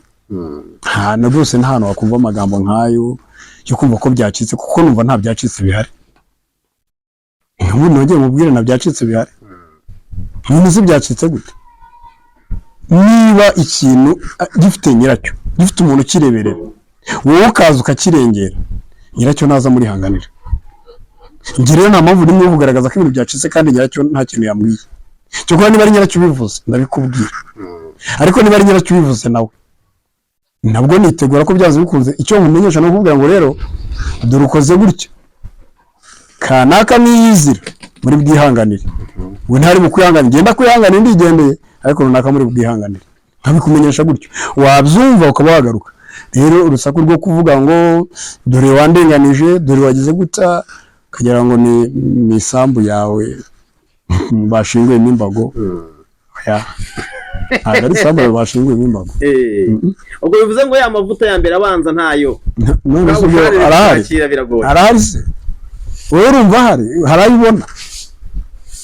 Ni ukuvanga aya mavuta yagiye, aya mavuta yamukamyemo, aya mavuta yo gushikama ntayo, kuko byanze kwihangana ntayo.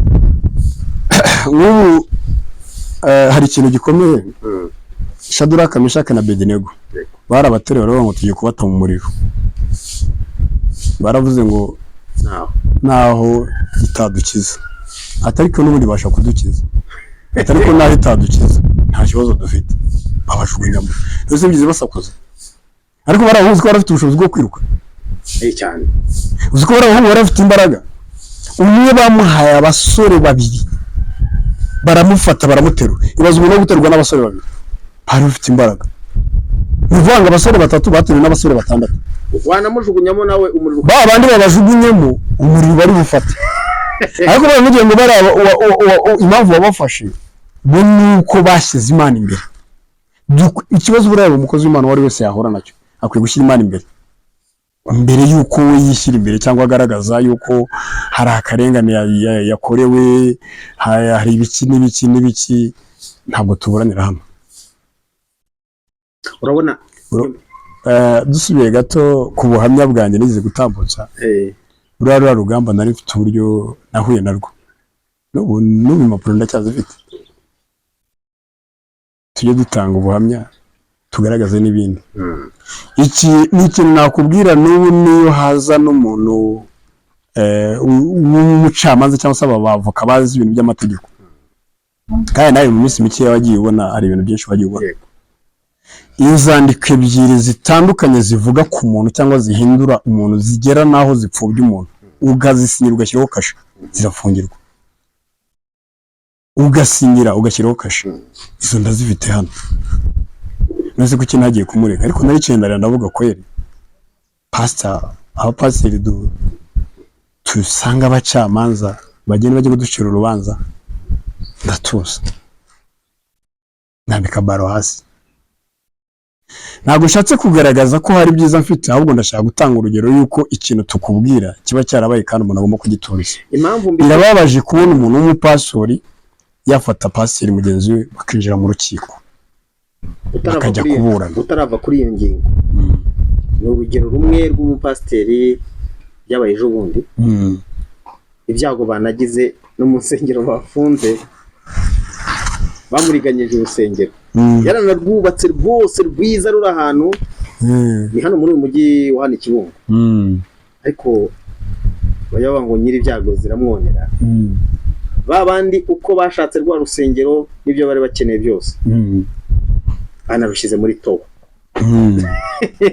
kandi baruriganyije umupasiteri. Nibaza iyi Mana irabireba, nibyo mbese Imana ivuga ngo ndabibona nkicecekera nkabihorera mukagira ngo muhanye nama. Buriya umukozi w'Imana ndibuka hari igihe wajya gutambutsa ikiganiro nkagikurikirana kuri radiyo cyane, wajya gukunda kunyuza mu buriya ndavuga ijambo wowe ubwawe wavuze icyo gihe byari na 2018 urumva ko atari vuba, uvuga ku bantu b'abapastori icyo gihe intambara warazibonaga uretse n'iby'umunsi wagiye uvuga ku bintu birimo biba, ariko urangije uravuga ati dore murabikora mukagira ngo ndabihorera, mukagira ngo ntago mbireba, ariko ikindi gihe kizagera nk'abapastori mwana bashyire hanze. So igihe cyageze, hakundi twamenye ko igihe cyageze. Bya bintu wavugaga kera nose uri umuhanuzi, Bibiliya niyo buhanuzi, uri umuvugabutumwa se, hari ibyo wasomaga ubonye ibintu birimo biba zagara tukiri kuri ako kantu. Buriya twashatse kugira ngo dushyire ahagaragara ukuri kandi n'abantu bamenye icyo bakora, ndetse nabo byabayeho bakomere. Ndakomeza cyangwa se ndihanganisha abapastori bagiye bahura n'intambara nk'izo zo kuba banahagarikwa, cyangwa se n'undi mukozi w'Imana wari wahuye n'intambara zo kugira ngo abe yarwanywa na mugenzi we. Ubundi ibintu by'ifunga by'isengero ubundi bwo bigiye no kugaragaza ikibazo gikomeye cyane cyari kiri mu bakozi b'Imana. Noneho ukibaza mu bakozi b'Imana harimo ibiki? Icyo gihe uwigisha izo nyigisho dushingiye ku biri hano hafi, uyu munsi nibafunze isengero, ni bande babanje kwifungira isengero? Si twebwe abakozi b'Imana? Leta yagize ifunga isengero. Urusengero rwari hano haruguru gatoya nashatse kuvuga, ntabwo bifungira isengero ku cyumweru baterana. Nta rusengero uzi bigeze kurwanira ku cyumweru bapfa amaturo, bavuye aho badafunzwe se? Si bari abayobozi? N'abapasiteri bangana iki bicajwe mbere y'uko leta yicaza? N'abapasiteri bangana iki bicajwe n'abagenzi babo barimo barira, barimo batakamba, barangana iki? Ukamuziza ngo nuko nta mwene wabo, ukamuziza ngo nuko nta kintu yatanze, ukamuziza ngo nuko hari ibintu atakoze. So ntago ndi hano kugira ngo duharabike abakozi b'Imana, ariko mu by'ukuri twisuzume, dusubire inyuma, turebe, twiyinire ibi bintu birimo biba, dusubire ku Mana, tugaruke ku Mana, turirire Imana, duce bugufi. Icyo nicyo Jehoshafati yakoze, yaragiye abwira Abisirayeli bose barihana. Nicyo Daniel yakoze, yaragiye ubwe ku giti cye ngo amaze gusoma ibyanditswe ngabona ibintu byaha basekuru bakoze. Daniel yari umuntu utarigize sambana, Daniel yari umuntu utarigize yiba, by'umwihariko aho yari mu bunyage. Ntabwo yari afite uburenganzira bwo kuba yakora ikintu icyo ari cyo cyose yemerewe, yari afite uburenganzira bwo kuba yasambanya umukobwa w'abandi, yari guhita apfa. Ariko abisomye asanga ibyaha yahise ajya kwatura. Utaravuga pasiteri, yego, ninde mu pasiteri ushobora kubwiza uko umugore ko yateye inda hanze? Nakaraka ibyo cyo simbizi, ntabwo nabihamya neza, ariko nekereza ko bice bigaragara biragora. Oya ndi kubikubwira kuko njyewe nyine wowe urabizuhura nabyo cyane, ariko natwe mu isi y'umwuka ntabwo nzi neza ko icyo kintu cyabaho. Kuburetse no kubwira umudamu we ni ryari pasiteri ushobora kubona pasiteri ahagaze mu rusengero ngasaba itorero imbabazi igihe rikoreye icyaha? Ntabwo bibaho. Ni ryari pasiteri arahagarara yarabeshya abakristo cyangwa abaturage baho hantu akazabaha compassion ntayubahe, agahagarara akavuga ati mumbabarire ngiye no kubasubiza ibyanyu kuko icyo nabemereye sinagikoze? Ese ibyo bintu utekereza ko Imana ibyishimira? Ni ryari yijeje abantu ko bazabona abaterankunga b'abana babo, akaba ashoje nta n'umwe babonye, kandi uyu munsi y'amafaranga bamuhaye atarayabashoje? Noneho reba ikintu n'ubu gikomeye, urabona 2018 habaye ivugurura ry'insengero, hari ubwitange abakristo n'abaturage bamutanze.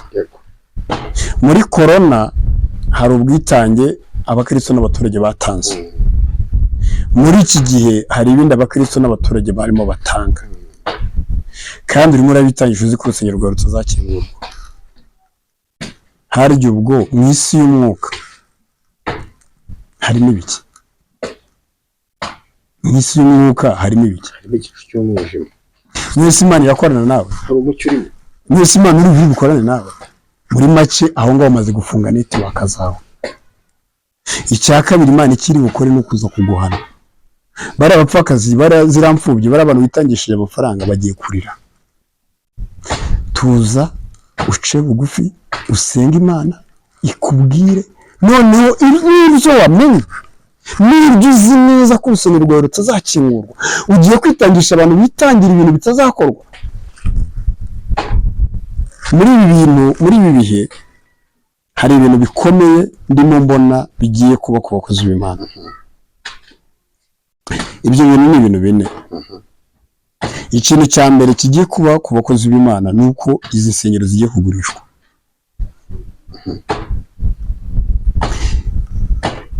Urumva ibintu ni ubusesenguzi, ariko ushobora gushishoza neza ugasanga ari ubuhanuzi. wivunika zimwe zanashyizwe ku isoko. Nyuma yo kugurisha izi nsengero, ikindi kintu kigiye gukurikiraho, abahoze ari abakozi b'Imana bagiye kugwa,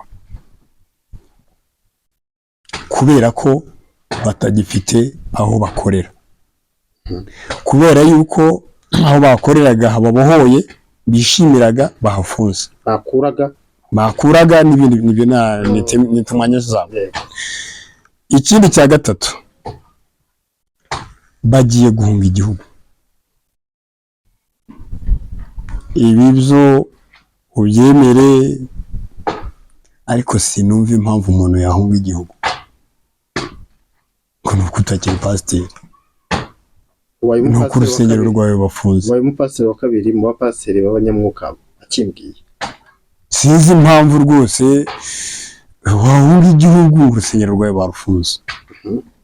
Muri make ni uko n'ubundi biriya bintu wari urimo byari nk'ubwihisho.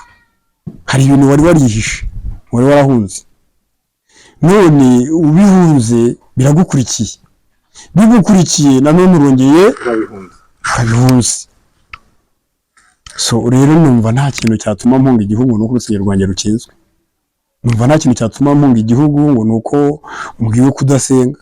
Oya,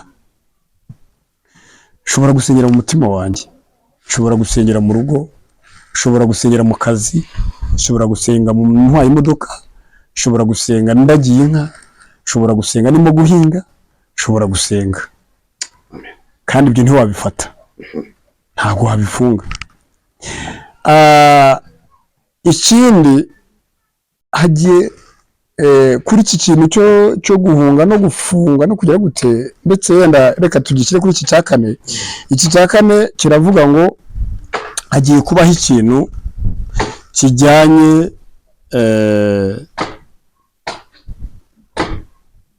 mu by'ukuri kijyanye no ku muntu utazitwara neza muri ibi bintu azahanwa. Umuntu utazitwara, uba uri pasitori, uba uri apotere, uba uri bishopu, uba udakijijwe, uba ukijijwe, uba usenga, uba udasenga, umuntu uzitwara nabi muri iki kintu azahanwa. Ibica kure azafungwa. Noneho ukatubwira ikinyarwanda cyumvikana. So gufungwa oya ntago nyiriye, kuko buriya hari ibihano by'Imana. Okay. Hari ibihano by'Imana. Mu bihano by'Imana yenda no gufungwa byazamo, ariko gufungwa cyane buriya urabona itorero erega buriya strategy cyangwa se uburyo isi yubatse n'uburyo itorero ryubatse, harimo uburinzi bwatuma umuntu runaka atafungwa kubera uko ari nuko ahagaze, cyangwa se nyine akaba yanahunga yagereza akayikwepa, ariko n'uyikwepa ntabwo uzakwepa igihano cy'Imana. Niyo mpamvu igihe ntishyiraho gufungwa. Ushobora kudafungwa ariko ntuzakwepa igihano cy'Imana. Uzahunga ujye Tanzania, uzahunga ujye muri Amerika, ariko uzi neza ko utazakwepa igihano cy'Imana. Kimwe mu bintu bitumye nkiri hano, mu buhamya bwanjye bwatambutse nigeze gutambutsa uburyo nari ndahantu ndimo senga, ijwi ry'Imana yambwira ngo iki si cyo gihe cyo kujya mu mahanga agaruka mu Rwanda. si uko ntabonaga ntari mfite intambara zari zindiho nyinshi, si uko na nyuma zahagaze nari ngirwana nazo, ariko Imana imbwiye ngo nta mpamvu, nahise imbwira iti ni njye wica kandi nkakiza, ahubwo n'umugati ushobora kuwuhaburira. Nahise mfata inzira ndataha ngaruka mu Rwanda, naraje mpahura n'intambara nyinshi, ariko nakomeje guhagarara kuri icyo kibazo. Rero muri icyo kintu nari ndimo mvuga, mu by'ukuri ntabwo bisobanuye ko wavuga ngo ukora icyo gihe mu mahanga wajyayo ikagusangayo ikagukindurirayo. Hari igihano, icyo gihano harimo gereza, harimo gupfa, harimo gusara, harimo guhomba ibyo wari utunze n'ibyishingikirizo, ibyo byose bikagenda bivamo, ariko harimo igihano cy'Imana cyuzahanwa umuntu wese akabibona. Kuri icyo gihano no muri icyo gihano tukikiriho, hagiye kubaho gucanganyukirwa ku isi y'umwuka, abantu bacanganyukirwe. Noneho rero urabona twinjiye mu isi nziza cyane yoroshya ibibazo y'amashuri y'ubumenyi, abantu bagiye gusigara ku bumenyi kurenza uko basigarana umwuka. Noneho bakoresha ibyo bazi. Icyo gihe umeze nk'umuntu usunika imodoka cyangwa se moto yaciye umunyururu cyangwa se simbizi idafite ibyitwara idafite injini, idafite utuntu nk'utwo, mbese ugasunika ugahatiriza. Moto yacitse umunyururu, ubundi amapine yombi ntabwo aba agikuruwanza cyane, by'umwihariko inyuma nta mbaraga bifite. Kiriya kimodoka cya tractor cyacitse kiriya kinyururu ntaho kiba kikijya, haraje hajyaho guhatiriza. Hagiye kubaho guhatiriza. Noneho uhatirize ukoresha ibyo wabonye kuri YouTube, ibyo wize mu mashuri, uhatirize uforose, ukora ibintu nkaho mbese nkaho byishakamo ariko bitakurimo. So icyo gihe ntabwo Imana ikorera aho hantu. Tukiri kuri aka kantu, Imana yaretse buriya uzarebe ku isezerano rya kera no ku isezerano rishya habamo urupapuro rw'umweru. Hagati y'aho ngaho habaho imyaka 400 Imana itavuga, nta muhanuzi, nta muntu n'umwe ikoresha. Ese utekereza rero yabaye ikiragi? Icyo gihe Abayisiraheli bari bamerewe nabi, icyo gihe barakubiswe bahura n'ibibazo, icyo gihe bahuye n'intambara nyinshi, baragiye bajya mu bihugu batatanirayo. Itorero rigiye gutatanira mu bintu byinshi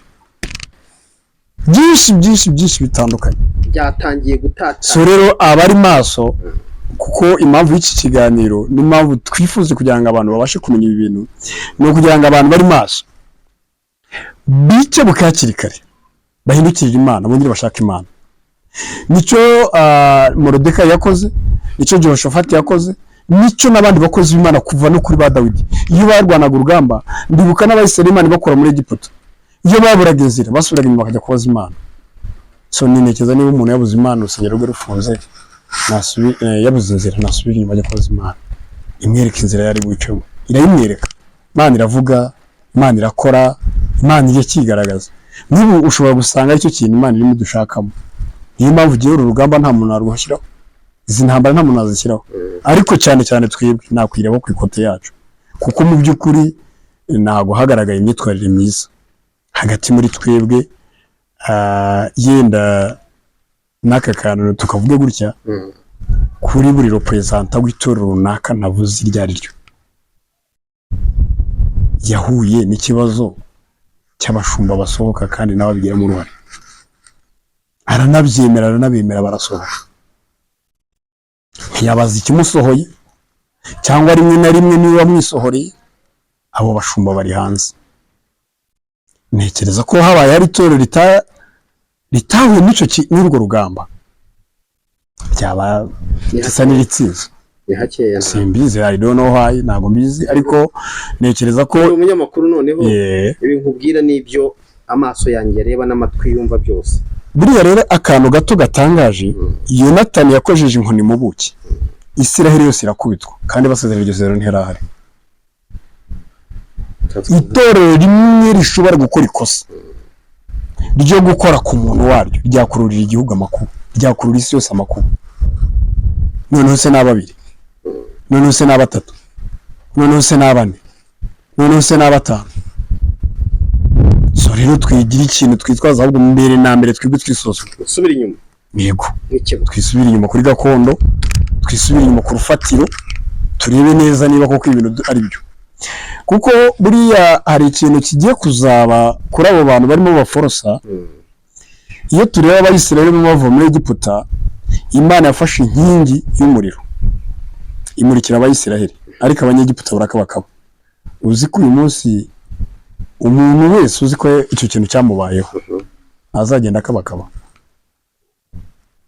akakabakaba ku manywa y'ihangu ku manywa y'ihangu ni ryari nigeze nasoma ijambo riri muri Daniyeli iziti ryawe ni ibice 11 aho ngaho haravuga ngo nzababeshyeshya Imana yabajije ngo ninde wo koshya ndetse riri no mu bami ngo ninde wo koshya habo ngatere no mu bami ririmo ariko noneho muri Daniyeli ho haravuga ngo nzababeshyeshya kubashyeshyenga abazi Imana yabo bazakomera nibamara gukomera bakora iby'ubutwari ariko abatazi Imana yabo nzababeshyeshya kubashyeshyenga Imana irabeshya nzababeshyeshya kubashyeshyenga Imana irabeshya ntabwo ibeshya ni ukuvuga ngo abazi Imana yabo muri iki gihe bazakomera bakora iby'ubutwari ariko babandi batazi Imana yabo baca mu isezerano nta mpamvu nzababeshyeshya kubashyeshyenga baca mu isezerano nta mpamvu baca mu isezerano nta mpamvu bakarivamo bakaricamo bakarita abo nzababeshyeshya kubashyeshyenga bibwire ngo baracyari abakozi banjye bibwire ngo bariho barankorera bibwire ngo barakomeye bibwire ngo barategereje bayobora icyo umunyabyaha yifuza azagishaka kibure kandi ngo abirebe bababare aho ikinyamenya yari niyo mpamvu buriya niba wiswe umukozi w'Imana ikintu wirinda ni ugukora icyaha turimo turagenda tugana ku musozo ikintu wirinde gukora ikintu cyitwa icyaha none nugira ibyago ukanyerera ukagwa mu cyaha ca bugufi Dawidi nicyo kintu byaturushije yaciye bugufi asaba Imana imbabazi Imana imaze kumubabarira imugarurira imbaraga buriya Dawidi niyo mpamvu yabaye umuntu udasanzwe nuko yajyaga agira ikintu cyitwa guca bugufi so rero iyo udaciye bugufi ugakomeza kwishyiraho ukirinda bwa bushake ukabukwepa ukirinda ukanga gushikama ngo ushikame mu kigeragezo uhuye nacyo bakinze urusengero ngo rwo kwihangana utegereze unasenga Imana unakora ibisabwa ahubwo ugakomeza kugenda ubeshabesha ushushanya abantu byanze bikunze Imana izakubeshya kubwenge iri kumwe nawe n'amafaranga uyabone ariko nyuma ibyo wakoze bimfabusa usange rero credit bakubanye ndende abakwishyuza babaye benshi abaza kugukuraho ibintu bitandukanye ndetse na leta ubwayo nibujya kubona ibone wabaye igisambo umusaba wakoze Imana twise ibisambo kubera icyo batwitse ibisambo turi ibisambo kubera icyo twitwe ibisambo ntabwo mbizi nzababeshyeshya kubashyeshyenga kubera icyo twise ibisambo nzababeshyeshya kubashyeshyenga mwibwire ngo muracyankora ariko nabakoyeho amaboko kirazira gutuma umurimo w'Imana utugwa mwene datara akantu mbere yo gusoza kugira ngo tuvugeho uyu munsi wa none hari ijambo rikunda gukoreshwa n'ubu barimo bakoresha n'uyu munsi buriya hari ibintu njye naraye ndebye numva binteye ubwoba impamvu binteye ubwoba ni ibi hari ijambo riri muri Nehemiya ibice 2 ndetse n'umurongo waho ndetse uhereye ku murongo waho wa mbere ngo se kugera ku wa kangahe ku wa 17 aratubwira ngo mpera ko mubwira abantu ngo ni muze dusane inyiki ngo ni muri ko tumukomeje kuba igitutsi ngo inyiki z'i Yerusalemu zagize muri cyane bice ko numvishije n'ahandi bose bari kubivuga nibyo bari gutanga cyane hari inyiki zahiye se hari urusengero rwabaye umusaka se erega Nehemiya avuga ibi bintu bari barahuze hari abantu bahuze se ntibari mu rusengero izi umusaka gute muzirimo uyu munsi nakoresha amagambo kuko yakomeye ari byo ziri musaka gute kandi uruyoboye turimo turashakira ikibazo aho kitari tugiye gushakira ikibazo mu musaka kugira ngo utange tugiye gushakira ikibazo ku marembo yahiye tubaye igitutsi mubaye igitutsi kubera urusengero rwasenyutse cyangwa mubaye igitutsi kubera mwataye Imana reka rero ndekeraho so biriya bintu birakomeye nigize kumva ijambo ndetse n'ubu ryaranogeye uzanumva n'umuntu utazi gusenga ararizi. Iri jambo imbabarire twamarisohorezaho riri muri Hoseya ni ibice by'umurongo wa 6. Ntabwo ushaka kurisoma ariko ndaribwa mu mutwe kuko ndarizi n'abandi bantu bajya barisoma. Buriya nidusoma ijambo tujye turisoma neza kandi risome mu buryo bwiza. Hoseya aratubwira ngo ubwoko bwanjye burarimbutse buzira kutagira ubwenge. Ubwo waretse ubwenge nanjye nzakureka we kumbera umutambyi. Ubwo waretse ubwenge nzakureka we kumbera umutambyi. Kuko waretse amategeko yanjye kuko wibagiwe amategeko yanjye nanjye nzibagirwa urubyaro rwawe. Urumva hano Imana ishyizemo amategeko ariko hano twashyizemo ubwenge. Ubu bwenge si ubwisi, ubu bwenge si ukwiga uko ukoresha amanyanga cyangwa se ikindi kintu icyo ari cyo cyose cyatuma ubona amafaranga. Uyu munsi ngiye gukoresha Nehemiya mvuga ko Yerusalemu hasenyutse habaye amatongo n'amarembo yahiye ariko nta muriro wigize waka. Hari umuriro wese watse? Ntawe. Ahubwo nimwe mugiye kuhitwikira.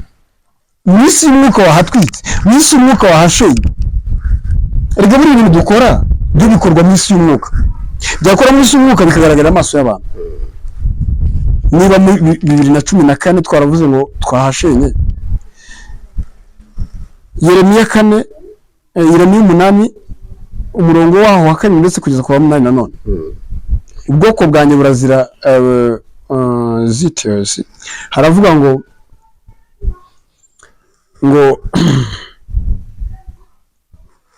haravuga ngo muravuga muti muri abahanga kandi muri abanyabwenge. Ngo ariko ubwenge bubarimo ni bwenge ki? Ngo kuko abantu banze kumva itegeko ry'Uwiteka ry'Uhoraho. Muri Bibiliya ntagatifu niko bavuga. Kandi ngiri mu mahirwe yo gusoma Bibiliya ntagatifu. Bibiliya iravuga ngo ry'Uwiteka. Bibiliya ntagatifu ikavuga ry'Uhoraho. Niyo mpamvu Uhoraho nawe yaraje. So niba ubwoko bwanjye buri imbere buzira kutagira ubwenge, ariko ubundi ubwenge umubwiriza yatubwiraga, ubwenge Zaburi yatubwiraga, ubwenge imigani tubwira, kuko buriya mu migani mu mubwiriza muri Zaburi niho hakunda kugaragaza iryo jambo ryitwa ubwenge. Byari amategeko y'Imana. Hoseya rero nawe yaje ashimangira aya mategeko y'Imana ko twaretse amategeko y'Imana.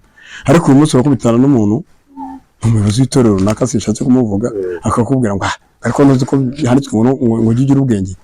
Kwereka ngo buriya ngo gushanga udatetse ubwenge se ngo urusengero bazarukingura. Urusengero urukinguwe n'ubwenge bwo gushyira mu mufuka cyangwa kubeshya umuntu ugira ngo ruzahama rusenga. Deki usenga Imana yo mu ijuru gukingurire iciye mu zindi nzira. Inzira z'Imana zirahari nyinshi cyane, zirahari igihumbi. Ihari buryo izabikora bikunde, ariko uyu munsi wa none ukoresheje ikintu. Rero bene data ntuko tafata icyanditswe uko kitari, kuko buri abantu benshi bajya bafata icyanditswe uko kitari kandi bigatuma bigora abantu. Rero mu by'ukuri abantu nibiga ijambo, nibamara kwiga ijambo kandi bagendere mu by'ijambo rirusaba. Turakwepa ijambo ryo ridusaba, kuko ijambo riradusaba kwa kwihanganira bwa busharire. Buriya ari amavuta ntugire ngo ni ijambo. Ni ijambo, ntabwo ari amavuta uzasiga. Umwuka wera ni ijambo, ntabwo ari ikintu kizamanuka. Si n'umwuka w'umunkono uraba mu byo kurya, si n'umwuka uyo batanga wa gaze cyangwa se wa biriya byuma bapompa indi y'umuntu yashizemo umwuka. Oya, ni ijambo ry'Imana. Ifite ijambo ry'Imana muri wowe rirakomera. N'uyu munsi hari amateka ubundi tugasoza. Iyo umuntu umwe muri Bibiliya abantu benshi bajya bakunda kuvuga, ngiye kukikubaza ndasoza nkikubaza. Umuntu witwa Samusoni, buriya biriya bintu byamubayeho wowe ubizi uti? Kuko hari ukuntu mbona ijambo rimbwira. Samusoni umunsi umwigisha abapasiteri benshi ahantu henshi waciye wumva bigisha wumvise abakozi b'Imana bamuvuga iki? Bamuvugaho ko yagushijwe n'umugore. Nubwo nakikubaje ntukinsubize. Bavuga ko yagushijwe n'umugore, ikindi bakanavuga yuko uwo mugore yabanje kumugerageza. Ni ukuvuga ngo muri make Samusoni yahise agwa mu cyaha. Ntabwo yahise agwa mu cyaha, ariko byabanje gahoro gahoro. Testing imbaraga ze zibahe wati bamubwira bati genda checking agaceking, ariko wapi iza kurangira nyine yirekuye. Avuga imbaraga ze zi. Buriya ni ukuvuga ngo kuvuga amakuru no kugaragaza biriya nibyo byatumye biriya bintu byose byabe kuri Samusoni bimubaho. Urumva njye niko wenda navuga ngo yatakaje niko yatakaje mwimerere yewe nawe niko nabyumva njye niko mbyumva urambabara reka iri jambo ryo turisoreze turisoma tugiye gusoma ku mateka ya Samusoni urambabara aho tuhasome ni umurongo umwe turi busome ni ibice 14 n'umurongo waho wa 4 wacamanza hanyuma twumve biriya bintu byabaye kuri Samusoni impamvu byamubayeho buriya nibyo biri guhe amateka ya Samusoni nakubwiye ijambo ry'Imana mubwira amavuta ya Keni buriya abantu b'Imana dukwiye gufata kuri iki kintu kandi tukacyitaho cyane ikindi gikomeye ntitugafate ibintu igice tujye dufata ibintu byose buriya nagira ubuntu bwo kwiga amateka ya Samusoni yose ndayiga mpereye ku ya mbere kugeza ku ya nyuma biriya bintu byabaye kuri Samusoni wubwe birikuye muri iri jambo iri kuko ijambo ry'Imana ryose nirimo kandi rifite umumaro wo kutwigisha reka dusome Samusoni ibice 14 umurongo waho wa 4 Samusoni abacamanza ibice 14 umurongo waho wa 4 aratubwira ngo ariko se na nyina ntibari bazi ko byaturutse ku Uwiteka kuko yashakaga impamvu ku Bafilistiya icyo gihe Abafilistiya bari barahinduye Abayisiraheli ibyo byose wambwiye biriya byose wavuze biriya byose byabaye kuri Samusoni byari byavuye ku Uwiteka Abafilistiya bari barahinduye Abisiraheli uretse kuvuga icyaho si cyanditswe nyine uba ufite biriya ntagatifu uba ufite biriya yera nasoma icyo cyanditswe kuri uwo murongo ariko se na nyina ntibari bazi ko byaturutse ku Uwiteka kuko yashakaga impamvu ku Bafilistiya icyo gihe Abafilistiya bari barahinduye Abayisiraheli uyu munsi Samusoni yitwa umusambanyi yari gukora iki se kandi ari Imana bishatse icya kabiri nawe ubwawe uyu munsi wa none Samusoni yari afite abagore bangahe cyangwa yashatse abagore bangahe mu buzima yashatse abagore babiri kandi bose b'Abafilistiya nta n'umwe yigeze ashaka mu Bisiraheli uwa mbere yashatse yari Umufilistiya murumuna wa Delila niwe wari mukuru bashatse kumushyira Delila arabyanga kuko Delila yarakuze ashaka Umufilistiya amaze kumushaka ikintu cyaje kumubaho cyari gikomeye cyane ariko uyu Imana yashakaga impamvu ku Bafilistiya cyatumye ajya gushaka Umufilistiya hari Abayisiraheli b'Abanaziri yaragumbye gushakamo arabyanga ni nacyo se na nyina bamubwiye ngo ntigishobora kujya gusera mu Bafilistiya ngo ariko se na nyina ntabwo bari bazi iyo mpamvu bamaze kwimenya baremeye barajya kumusabira baragenda bamusabira abyarayo umwana haje kuba intambara nyinshi na amateka maremare bazabishaka basoma ibyo bice byose hanyuma Samusoni yaje gusubira asanga umugore we baramutwitse na sebukwe baramutwitse n'umwana we yabyaye kuko baramufashe bamwambara Samusoni amaze kumutera umwana amaze kumubyaraho umwana bamushingira undi mugabo Samusoni rero biramubabaza ageze icyo gihe nibwo yaje guhindukira afata ingano z'Abafilistiya arazitwika azicumitseho ya ngunzu yamirizo y'ingunzu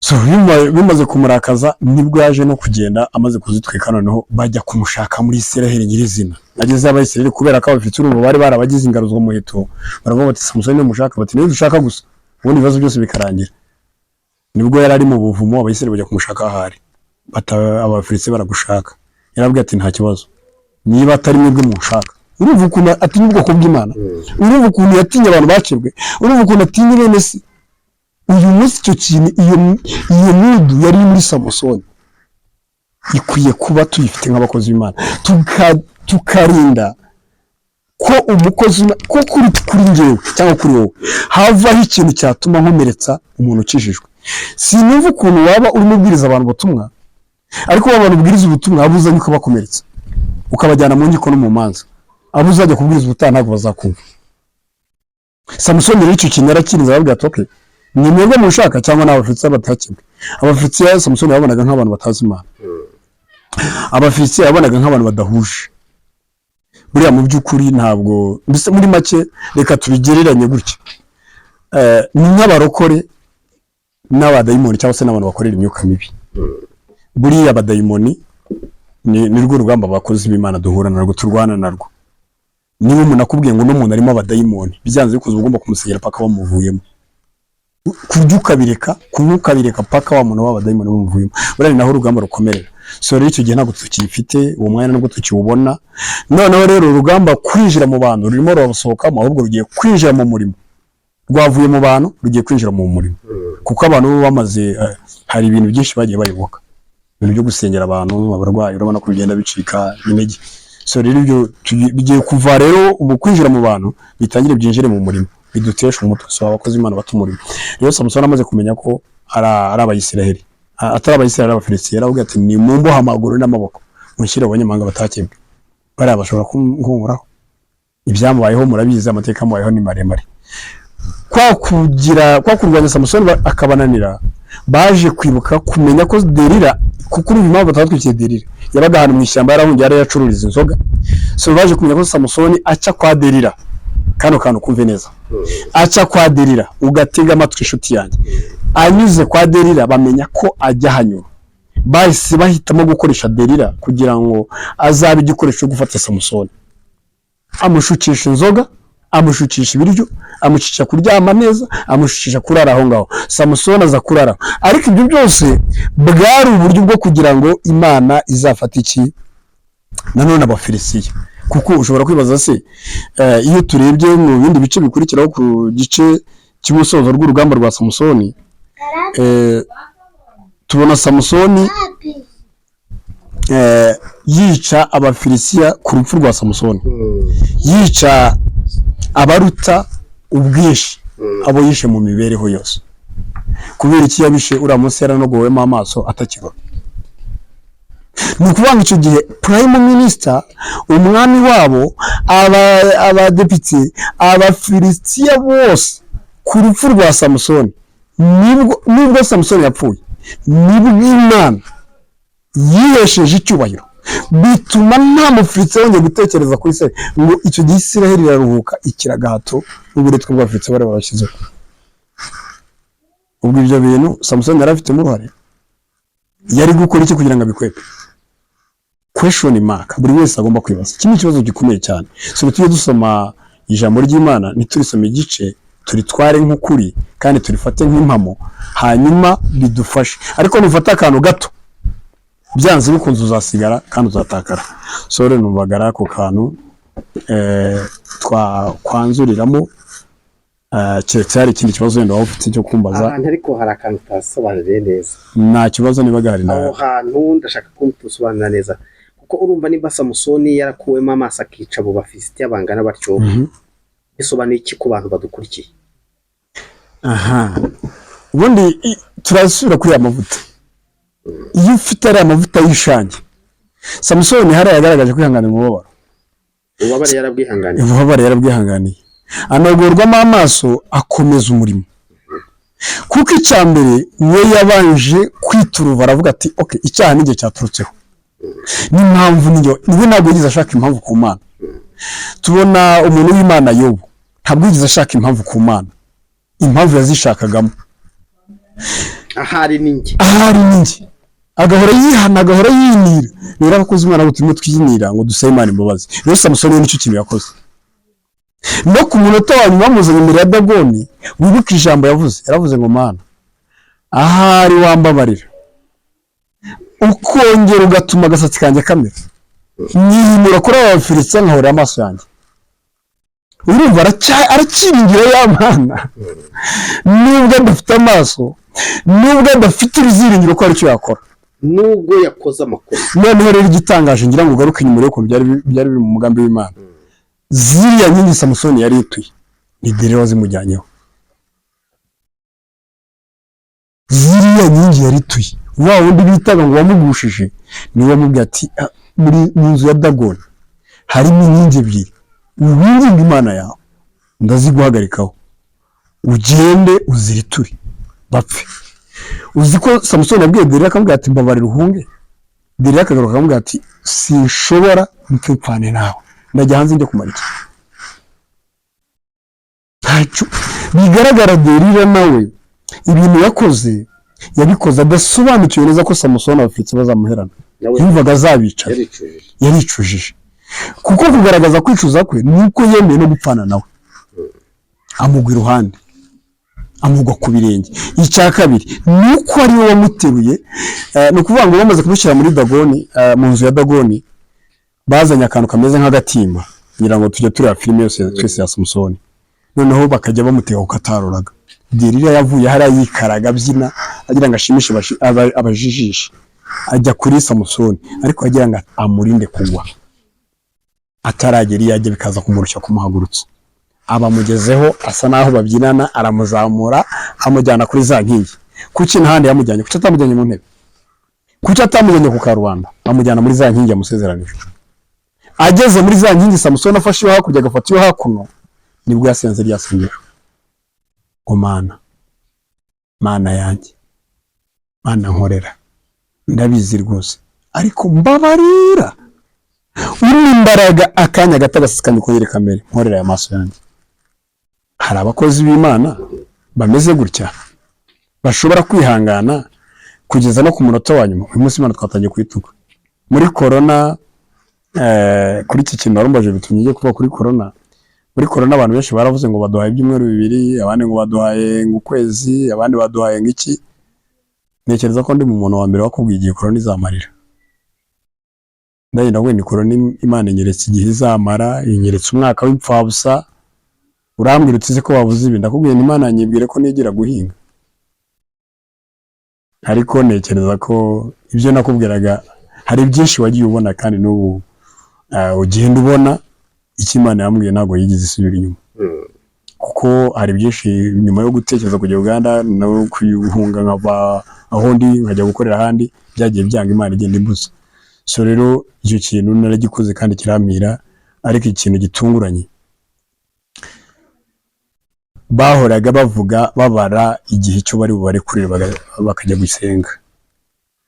Benshi muri bo rero baraguye mu gihe cya corona, benshi muri bo bagiye batakara mu gihe cya corona, ahubwo bagasigara bahanze amaso ibintu bitandukanye. Ese kubera iki niba umuntu atarabashije kwihanganira muri corona, benshi baraguye? Utekereza ko uyu munsi wa none ni igiki gihari? Niba ibintu nk'ibi biba ntitubaze Imana igihe byabereye n'igihe bizarangirira, icyabiteye si ikibazo gikomeye? Namenye igihe corona izabera, namenye igihe corona izarangirira, ariko se namenye igihe izabera. Muri make navuga ngo nanjye aho ngaho hagataho, mbere yaho nagize uburangaza, cyo nacyemera.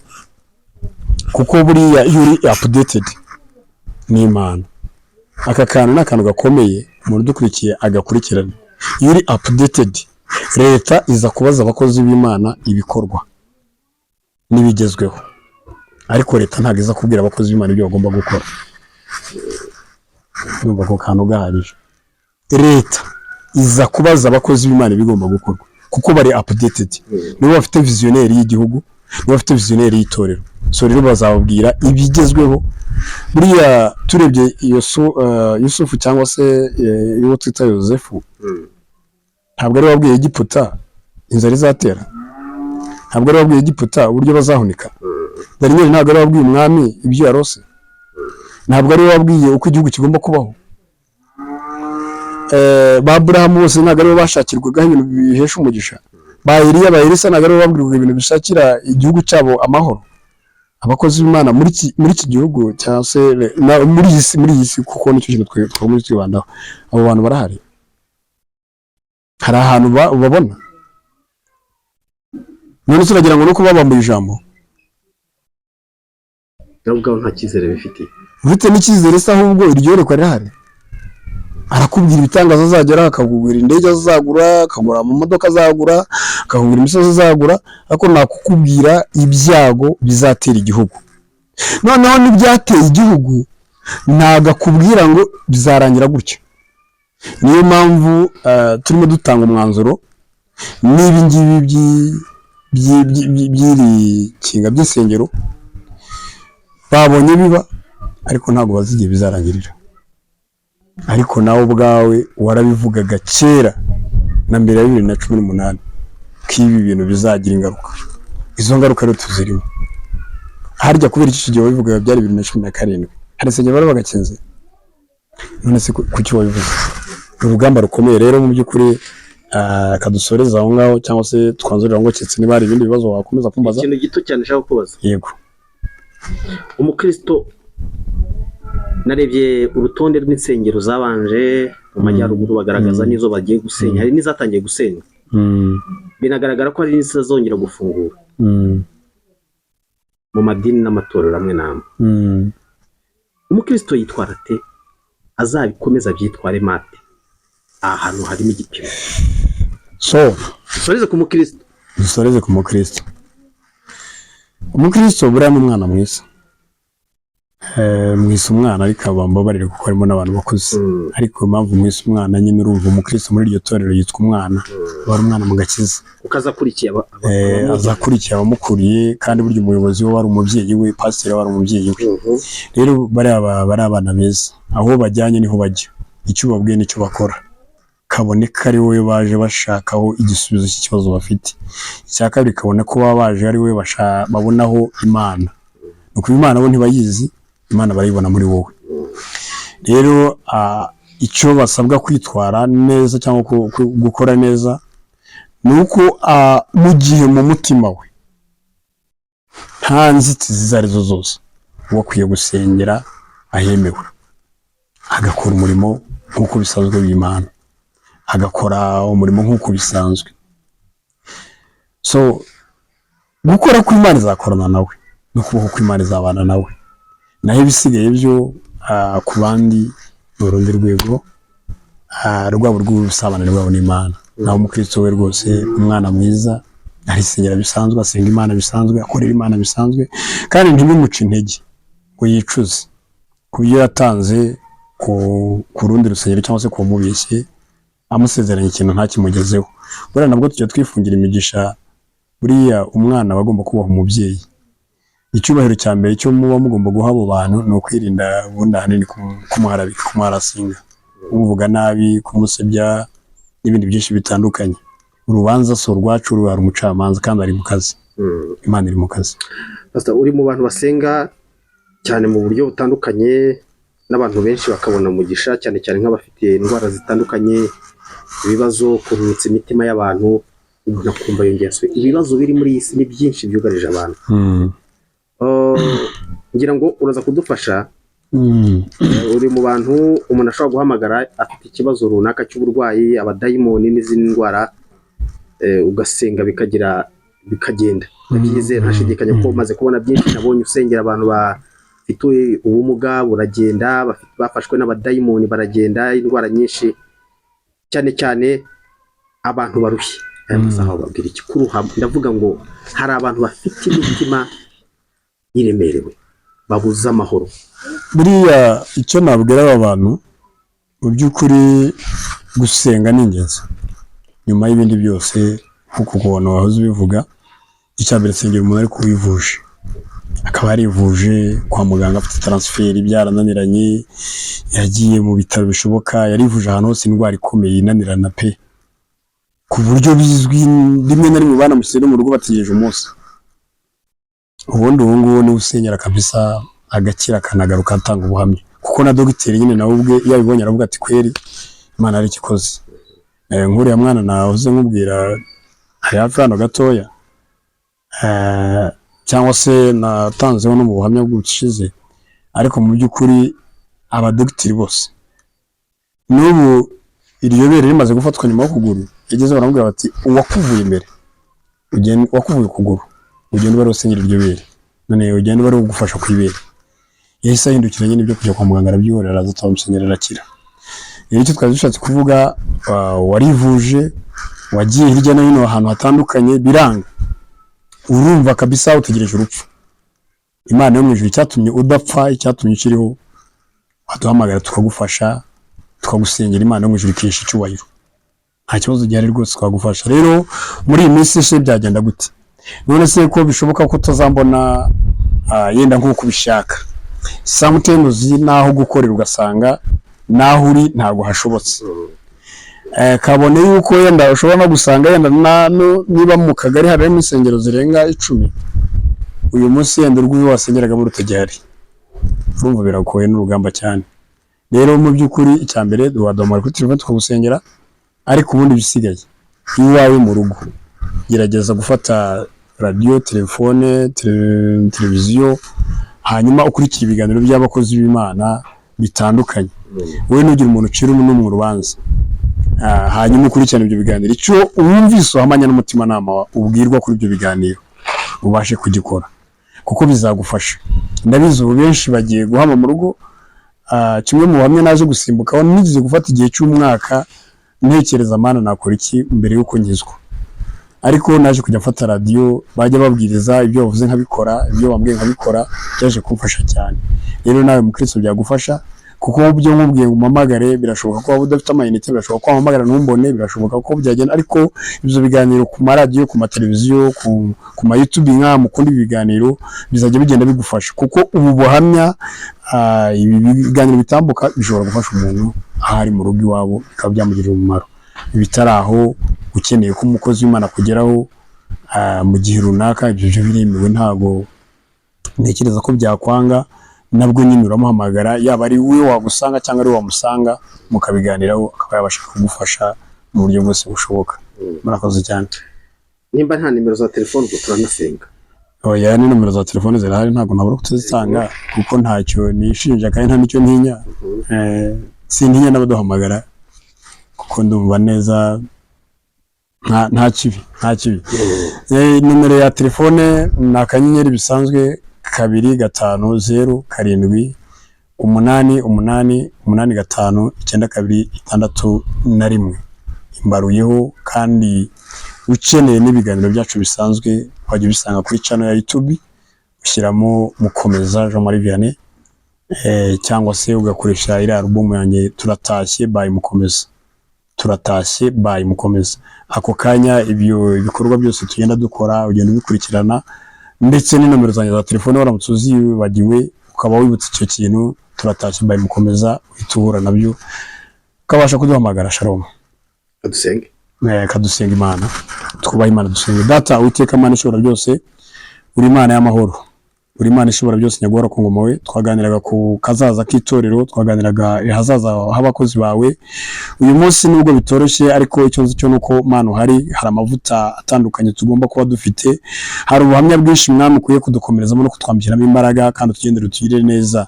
Izina ryawe rishimwe. Dusinya abantu bose bazakurikirana kino kiganiro kuri YouTube, ku macano hirya no hino hatandukanye, ku mateleviziyo, ku badukurikiranye muri aka kanya turimo gitambuka live, baho umugisha kandi bagirire neza. Imbaraga zawe Mwami zibe ku buzima bwabo, wishi cyubahiro. Rindi ubwoko bwawe rero abahuye n'ibikomere byinshi byagiye bibakomeretsa, kandi niba bagiye gukomeza guhura nabyo, kabone ko urugamba rutangirwa kugira ngo Mwami hazabeho gufunga amatorero, habe itorero rimwe kandi ribashe gukora. Iri ni itangiriro ryabyo, ariko turasenze Mwami Imana kugira ngo wishi cyubahiro, ugoteshe ubwoko bwa amaraso yawe, imbaraga zawe zibe ku buzima bwabo. Urakoze Data, turakwinginze rero kuri buri wese uzacyumva, uzakimufashirizemo kandi uzamukomeze. Dusabiye n'umugisha aba bakozi bawe nabo bakomeza batambutsa ibi biganiro, kandi nabo umugisha mu izina rya Yesu. Amen. Bana mushirwe umugisha.